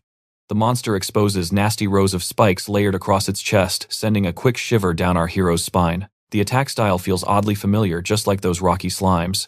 Without making a single sound, the creature unleashes a deadly spike volley. Leon reacts on pure instinct, slicing every single flying spike right out of the air with his blade. He charges straight at the beast. The monster just stares in pure shock, totally unable to believe he parried that attack. Leon delivers one perfectly clean blow, splitting the creature completely in half. He knows he never could have reacted fast enough without his vision. And without his sacred sword slicing, that dark attack was impossible. But Elsid steps in, know he can wield that power purely because of his own relentless training, even if it is still totally incomplete. Karen's face lights up as she shouts, "Wow, you are already done." She mentions he was just a few seconds behind her. For a rank C, crushing a heretic like that is mind-blowing. She wonders if he is not lacking actual skill, but just field experience. Staring down at the gross squid-like corpse on his sword, Leon just mutters she can think whatever she wants. But then, something crazy catches his eye. He stares hard at the slash marks left by the two fighters who should have absolutely zero connection. Somehow the wounds match perfectly. The exact angle of the cuts and even the deepness of the strikes are practically identical. Leon absolutely freezes. Elsid asks if he finally noticed. Yep. And trust me, you are going to want to see this as Karen holsters her weapon. Alright, stick with me. With a smile, she admits she can finally relax thanks to him. She adds that ignoring the shady guy, she never expected the kid to keep up. Karen laughs and calls it a pretty awesome mistake to make. Still totally tense, Leon asks Elsid for a look. Elsid opens Karen's terminal. It lists crazy high-level skills, revealing Karen is the famous assassin guardian of the coffin. The main character is totally stunned. In the quietest voice ever, Karen says she's right and tells him to keep moving, calling him Junior. Leon replies with a stiff, "Yes, Senior." He realizes that in the light, she's just normal adventurer Karen. But in the dark, she's the special class assassin, guardian of the coffin, a labyrinth explorer, and one of the slum's three evils. Basically, she's lethal. Leon can't believe this cheerful, pretty adventurer is actually one of the slum's big bosses. Nobody would ever suspect a thing. Rodrigo obviously didn't know. And if Lionel knew, he definitely would have warned him. Now watch closely. If Leon tries to cross Karen right now, you and I know he's dead. That means he might be the only one around who knows her true identity. And even if others did, she would never let him just walk away now. For an assassin, identity is everything. It is absolutely worth killing to protect. Leon knows he has to stay perfectly calm. Even the slightest flinch on his face could get him killed. Karen snaps him back to reality, warning about an enemy past the next turn. Suddenly, a freaky creature covered in glowing eyes shows up. It growls, drooling everywhere. And when that saliva hits the ground, it sizzles and melts right through. Karen claims it's too ugly to even fight. He guesses she's worried about more than just its looks. Elsid warns that Karen's daggers will struggle to land a solid hit, and this heretic summon probably heals fast. Leon asks if they can sneak around. Karen nods, but says it will burn 30 minutes. Plus, she can't guarantee the other paths will be totally clear of freaks like this. So the protagonist realizes they have absolutely no choice but to fight. He knows the enemy is stalling to activate the Devourer of Cities. If that goes off, it's game over. So, Leon says, in that case, Guardian of the Coffin. A cold voice answers from the shadows. Leon asks if he can finish the monster. The assassin tells him to prep while he and Karen stall the beast since they are a team. He says he will help out as much as possible. Karen stays totally silent, just watching. After a brief pause, the assassin agrees. Leon figures his stamina is almost back to full. Now he just needs to go completely all out here. The creature instantly senses them coming. The protagonist sprints in with his sword high, and the monster roars, totally ready to strike back. Then it fires an ability right at Leon. Instantly, he calls El Cid, and his sacred sword erupts with a blinding flash of holy light. Leon remembers this trick worked perfectly back during his fight with the armors. One of the sword's main powers is wiping out toxic stuff. The monster squeezes its eyes shut, roaring. He leaps in for a heavy slash. The hit connects, but it is way too shallow. Then, multiple attacks fly toward him. Leon barely dodges the creature's strikes with fast footwork, but he knows the next one will hit. So, he triggers his vision skill. He needs to block at least one hit. From behind, Karen yells out, "Junior, now, one more time." I know what you're thinking. Should he trust her? Leon hesitates, then makes his choice and charges in, yelling, "Let's go." The monster lashes out with its tentacles again, but Karen's daggers flash right in beside him. They deflect the beast's attack as the protagonist keeps pushing forward. He unleashes a crazy combo of slashes, making the monster howl in pure agony. Even then, Leon realizes the wounds aren't deep enough. He wishes he'd been way faster or stronger. The monster thrashes wildly, furious about the daggers stuck in its tails. Then something shifts. Its movements suddenly lock up completely. The creature jerks back, and Leon realizes it's completely paralyzed. Something creeps out from its shadow. Energy weapons materialize all over the floor. The coffin keeper finally steps out. With one chilling command, he whispers, "Die." Countless spikes erupt from the shadow, impaling the beast completely. The monster lets out one final roar before slamming into the dirt, dead. Leon is absolutely speechless. So this is the raw power of an A rank. El Cid notes the wounds aren't healing. That attack completely bypassed its regeneration. Leon realizes that move was designed purely to execute a single target. The assassin stays there, still controlling his insane power, and Leon can only think that was a true, perfect killing technique. Then someone walks up, saying they did fantastic for a team thrown together on the spot. He asks Leon if he agrees, then admits Karen was right. Pinning the tails with daggers was completely outside what he expected, and that's where we leave it. Karen brushes it off, calling him a total kill stealer. Alright, stick with me here. She's totally blown away that an assassin just pulled off the ultimate killing technique. She admits there's a good reason that guy is called the King of the Slums. Then, pointing dead ahead, she warns they have to keep moving. Zero time for resting right now. Leon nods. This whole mission is a massive race against the clock, and stopping the ritual in time is everything. Suddenly, Karen spots something up ahead.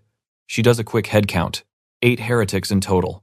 She mutters they probably got here way too early, and this fight looks brutally rough. Leon knows that when it comes to measuring an enemy's power, nobody on the squad beats her radar. Just looking at these guys makes his skin crawl. Even the weaker ones from before were absolute nightmares to fight. He figures since they've come this far, they should either wait for backup or go find them.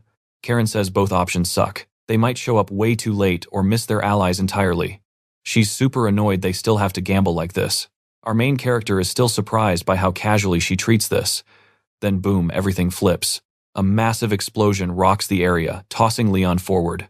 The ceiling cracks wide open, and he realizes the blast was right next door. El Cid explains it was the massive shockwave of 2 terrifying powers violently colliding. Now pay attention because this changes everything.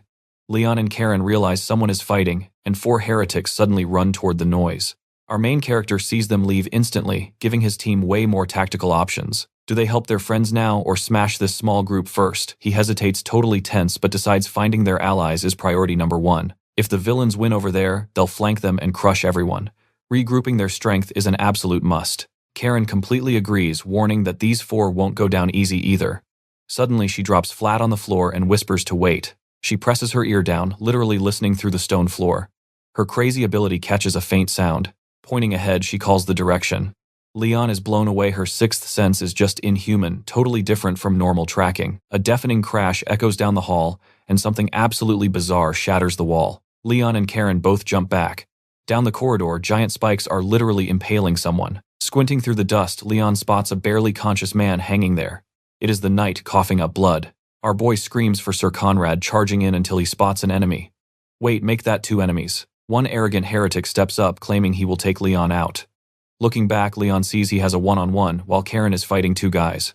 You and I both knew Sir Conrad wouldn't go down easy. He already crushed the others, El Cid says to leave Karen be. Right now, his opponent is an absolute beast, so he needs to lock in and focus his power. Throwing his arms wide, the heretic screams about love and justice, flooding the entire room with a toxic blue energy. Leon stares at the weird blue mist, while the insane heretic smugly tells him to feel honored. He brags that just touching it will turn him to dust, calling this wandering fury technique a very generous way to die. Elsid chimes in, explaining this weirdo is a summoner. A summoner, Leon asks, learning that heretics actually have different classes. Some are crazy mutants warping their own bodies. Others summon terrifying beasts or alien forces from entirely different dimensions. The dimension guys are summoners, and they are completely insane. Leon draws his blade. A generous death, that is my line. He rushes the heretic, who just laughs, claiming a basic physical sword can never cut astral energy. But boom, his massive strike instantly cleaves right through the blue aura, leaving the villain completely stunned. Leon smirks, there are always exceptions. His sacred blade easily cuts astral beings. The terrified heretic screams that a 90mm weapon should never be able to shatter his ultimate art. Seeing red, the guy tries again, summoning a giant beast from another dimension. Our hero doesn't hesitate for a second. He charges the monster, backing the terrified summoner right into a corner. A perfectly clean slash lands right on the heretic. The beast catches Leon's sword, laughing and asking if he really thought a tiny blade worked. But the monster suddenly panics.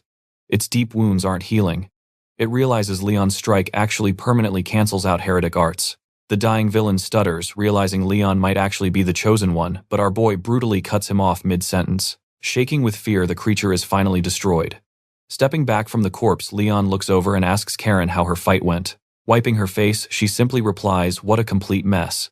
Leon realizes, since she fought two guys, his battle was definitely the easier warm-up. He quickly reminds her that Sir Conrad is the priority, and Karen points to the knight. They rush over to him, and the battered knight actually apologizes for showing such an ugly side. He says he'd only slow them down, and tells them to push forward without him.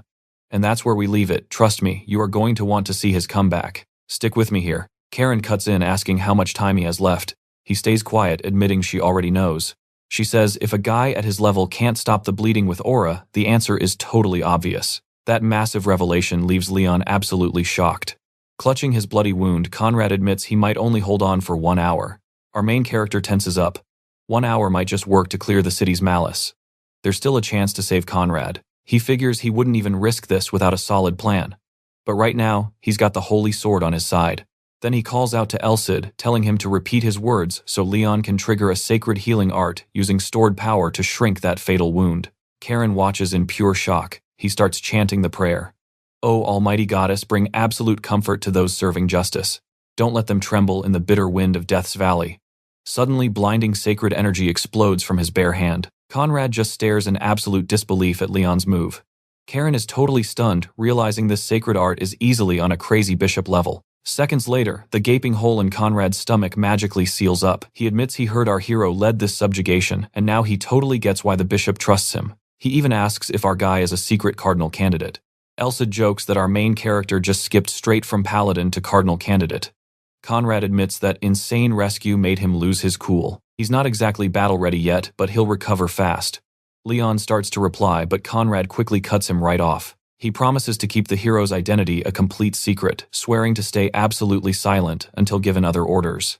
Elsid awkwardly points out these wild misunderstandings just keep growing, and our hero thanks him with a totally embarrassed smile. Karen mentions she'll hand Conrad a potion before moving on.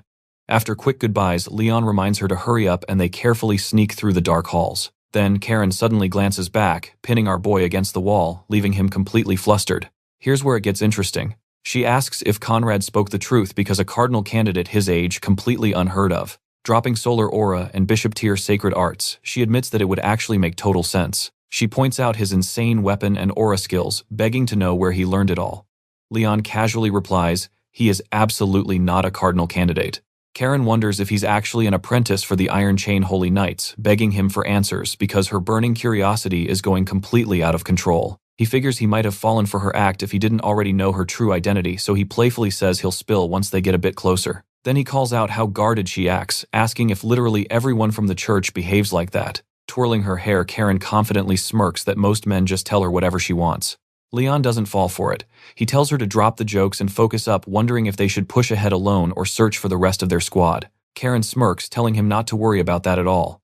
Slightly confused, our hero simply asks why. With a playful wink, she says he'll understand soon enough.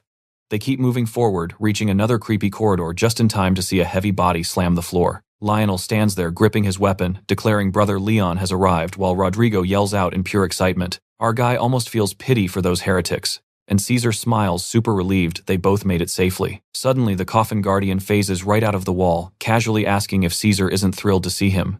Caesar admits he didn't even sense him hiding there, and the sneaky assassin just calmly nods in understanding. You and I saw this coming, right? Regrouping, Leon explains. Conrad is too injured to join them, but they simply can't afford to wait anymore. After quickly thinking it over, Caesar agrees it can't be helped. They'll have to push forward with just 5 members. Rodrigo demands to know if an adventurer like Karen brought useful tools, rudely barking at her to hurry up unless she needs saving. Karen instantly fires back, asking why Rodrigo won't use his hidden skills instead of acting like a useless parasite living off everyone else. Rodrigo gets absolutely furious, demanding she repeat that insult. Caesar quickly interrupts, volunteering to lead since he actually resists heretical arts. Rodrigo and Karen will hold the middle, leaving Leon to guard the rear as their ultimate secret trump card. Rodrigo straight up laughs that this bratty adventurer is their trump card. Still, he swallows his pride and mumbles something about the spooky coffin guardian. He mutters he'll do his job as long as they stay out of his way, claiming he was pretty handy during their last mission together. Blushing slightly, Karen agrees he totally did his part, though Leon can easily tell she is trying way too hard here. Rodrigo scoffs that it's best to ignore people who refuse to listen, while Lionel asks if they are finally moving out. The squad heads deeper into the corridors. Up front, Rodrigo comments on the massive evil energy lying ahead. Suddenly, a creepy dark ring spawns right on the path. Lionel warns it's a domain forged by heretic arts, and Caesar instantly starts chanting sacred magic. Without hesitating, he steps toward the anomaly, declaring they are going in. The others quickly rush after him. Trust me, you're not ready for this. Inside, Leon feels swallowed by thick darkness. He can't see or hear, like sinking into literal swamp mud. Feeling his way through the dark, his hand finally breaks the surface. Then he pulls himself out. Lionel calls out, relieved they escaped. But stick with me here, our crew just realized they are completely surrounded. Glowing red eyes stare from the shadows. Leon realizes they expected them. One heretic laughs, complaining he was getting bored waiting for them. Grinning, he thanks them and holds out his hand. Lionel freezes, totally unsure of what he is seeing. The man just smiles, and Caesar suddenly shouts out that he is an evangelist. The guy casually admits they figured it out. Leon asks if evil has ranks, and Elcid confirms the strict hierarchy. Low-level devotees just borrow dark arts. But the congregants, they study those forbidden spells themselves and get completely corrupted. The ones spreading these arts are top-tier executives called evangelists. Basically, they hold insane rank, easily equal to a bishop. The evangelist brags that today is glorious. Why? Because the ritual worked and all those sacrificed lives finally paid off. Caesar glares right at him. The evangelist smirks and says that above everything else, he gets to show the servant of a foolish goddess the truth of the one true God. Everyone realizes this guy is totally unhinged. Rodrigo snaps back, asking how the ritual succeeded if literally nothing has happened yet. The cultists mock them as hopeless. Their leader claims the plan already started. Once it is finished, they will realize all their fighting was completely pointless. Leon asks if the dark ritual actually worked, wondering if it is already game over for them. But Elcid says, no. Pay attention here, because this devouring ritual, it works exactly like fishing. Human life force acts as bait to lure an extra-dimensional monster. Our main character repeats fishing. Elcid confirms there is still time before the creature bites. The main character realizes nobody actually knows when this monster will finally show up. Elcid nods. That means they could have an hour left, or maybe just a few short seconds. Either way, the clock is ticking. Leon calls out, channeling a sacred spell. He begs the goddess for blinding light so they will not be lost in the darkness. A brilliant sphere floats up, and massive holy light completely floods the entire zone. One creature is horrified by the flash. They cover their eyes however they can, screaming. Elcid notes this move blends holy arts with aura. Not exactly sunlight, but it heavily nerfs their summoning and dark spells. He brags his own light hits harder, but this is enough to block those summoner-type dark spells. Karen flares her aura, hurling sharp daggers straight at the enemies. But the evangelist brutally yanks a follower into the path as a meat shield. Meanwhile, Lionel swings his iron flail, and Rodrigo shreds the other heretics. Leon joins the brawl, but notices the evangelist is still just standing there. He must be guarding the core. They need to smash that altar into pieces while the enemy is still locked out of their strongest dark spells. The evangelist just smirks.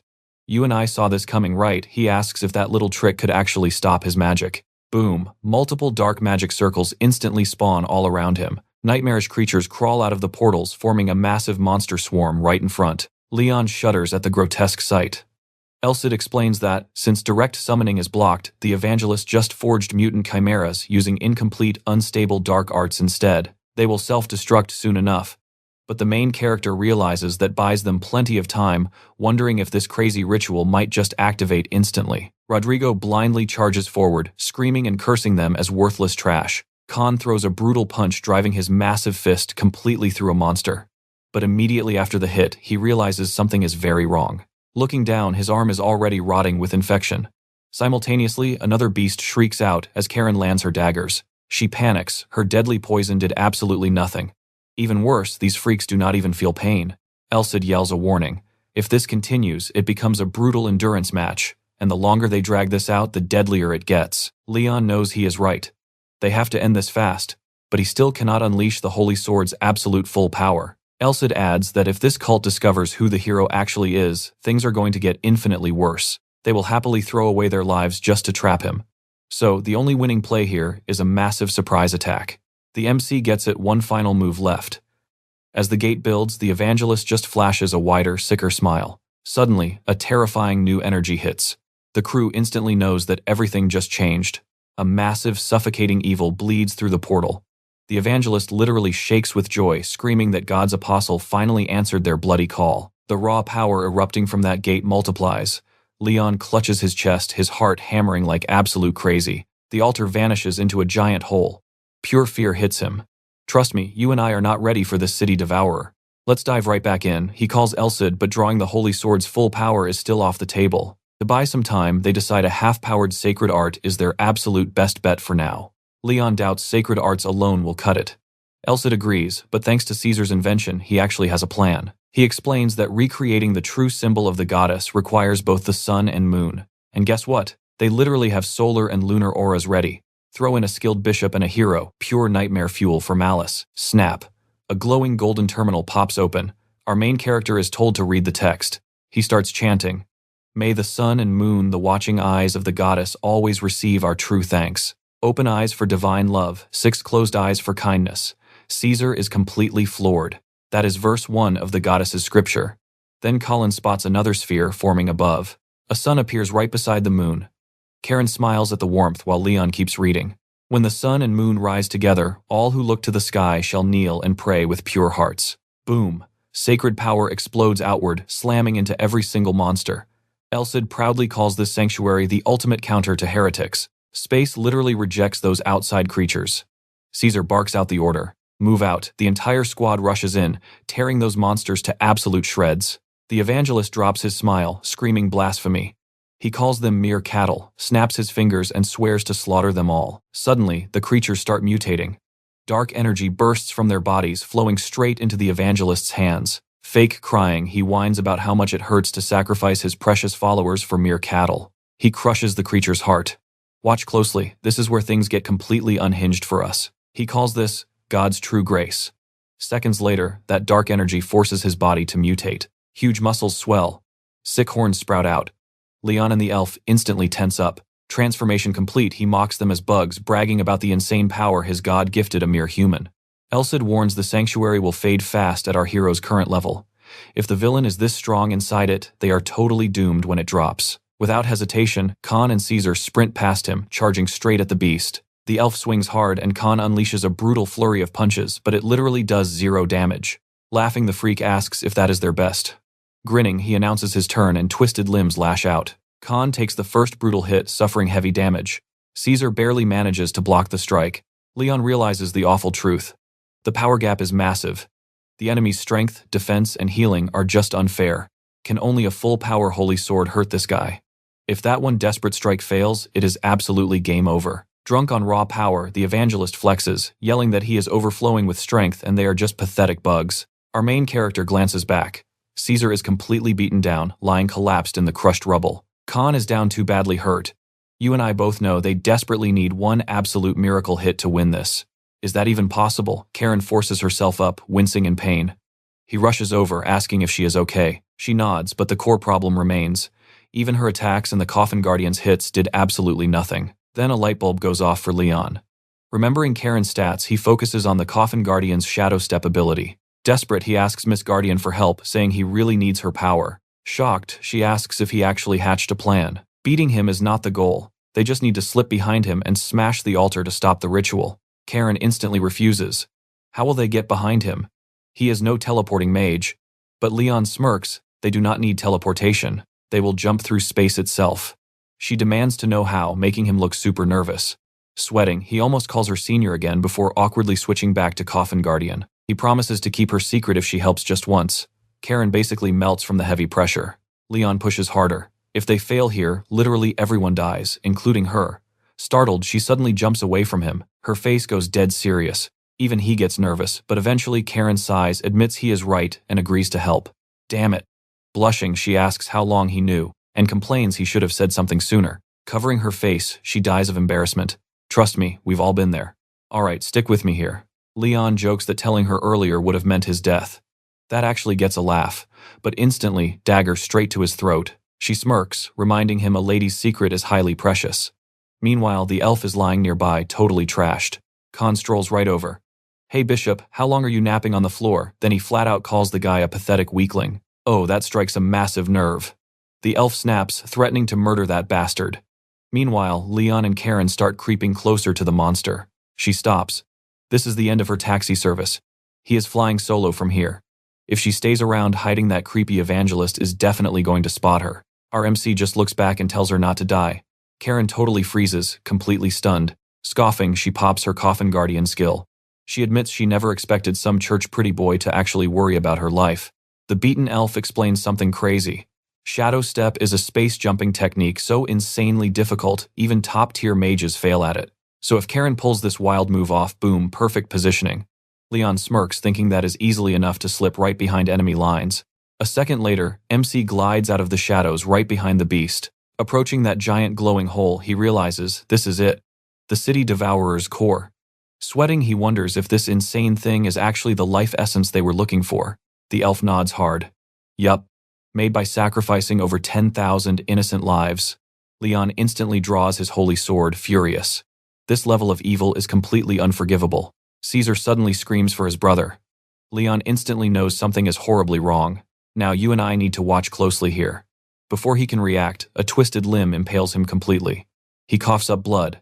Absolutely fatal. The elf screams his name, Leon, but the monster just laughs, telling the goddess's little dog to give up and accept his fate. It hoists his bleeding body into the air. Game over. His last chance is totally gone. Now he just needs to embrace death as a divine blessing. Caesar cries out for his brother again, while Khan blindly charges in, screaming that he is an idiot. But the monster just swats them both away like flies. The evangelist chuckles. Why get upset? You will all end up dead, just like the MC anyway. Chuckling, he wonders if our boy is already dead. Inside, MC is panicking. Death? Am I really dying here without stopping malice? Without doing one single heroic thing? Vision blurring, he sees the elf shouting, but the words just will not reach his ears. His mind flashes back to that promise. Going to the Titan mountain range together. Now he probably cannot keep it. As his life force drains away, one single thought remains. Promise. A memory hits him hard. Someone telling him they trust him because he is the kind of guy who honors his word, no matter the absolute cost. Slash. With one violent twist of his blade, he slices himself completely free. Even the monster looks totally shell-shocked. Hitting the ground, he rolls away, dripping blood. Trembling, he forces himself back onto his feet. The odds are straight up 0. But a true hero. They only look toward victory. That is exactly what his master drilled into his head. Keep pushing forward until the very end. The elf stares in pure shock as Leon stands tall, declaring he will slaughter this monster and save everyone like a true hero. The beast laughs, calling him completely cursed, but admits his raw stubbornness is actually impressive. Half dead, he is still gripping that sword. Sneering, the monster dares him to survive this one too, and launches another brutal strike. I know what you're thinking, game over. But boom, old hero Rodrigo suddenly appears. Standing right beside our MC, Rodrigo says he has done more than enough. Time for Master to step in. He tells his foolish disciple to watch closely, and Leon just stares up, totally relieved. Blinding sacred power erupts from his body. He roars out 7-star sword, and instantly the stars manifest. Great Chariot Merak. In a single blinding flash, Leon drives his sword straight through the hideous monster. The beast stares back in pure confusion. When did the kid get there? Half a second later, its ugly head gets sliced completely off. Even as the severed head rolls away, it keeps screaming, demanding to know how MC dared to wound him again. The monster sneers. Did you really think cutting off my head would end this boffie? But then total silence. Panic sets in. It realizes the head is not growing back. Leon just smirks, asking if the freak is still alive without it. Then he goes full savage. Mocks the filthy beast, saying maybe this pathetic headless look was its goal all along. He tells it to go serve Dullahan since headless freaks fit right in over there. That makes the creature absolutely furious. It snarls loudly. This level of disrespect cannot be paid back with just blood, but Rodrigo warns Leon. He is heavily wounded. His broken body might literally shatter if he tries a second strike. Even so, he asks if his disciple will do it. Leon nods hard.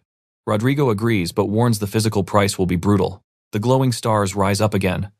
The great chariot.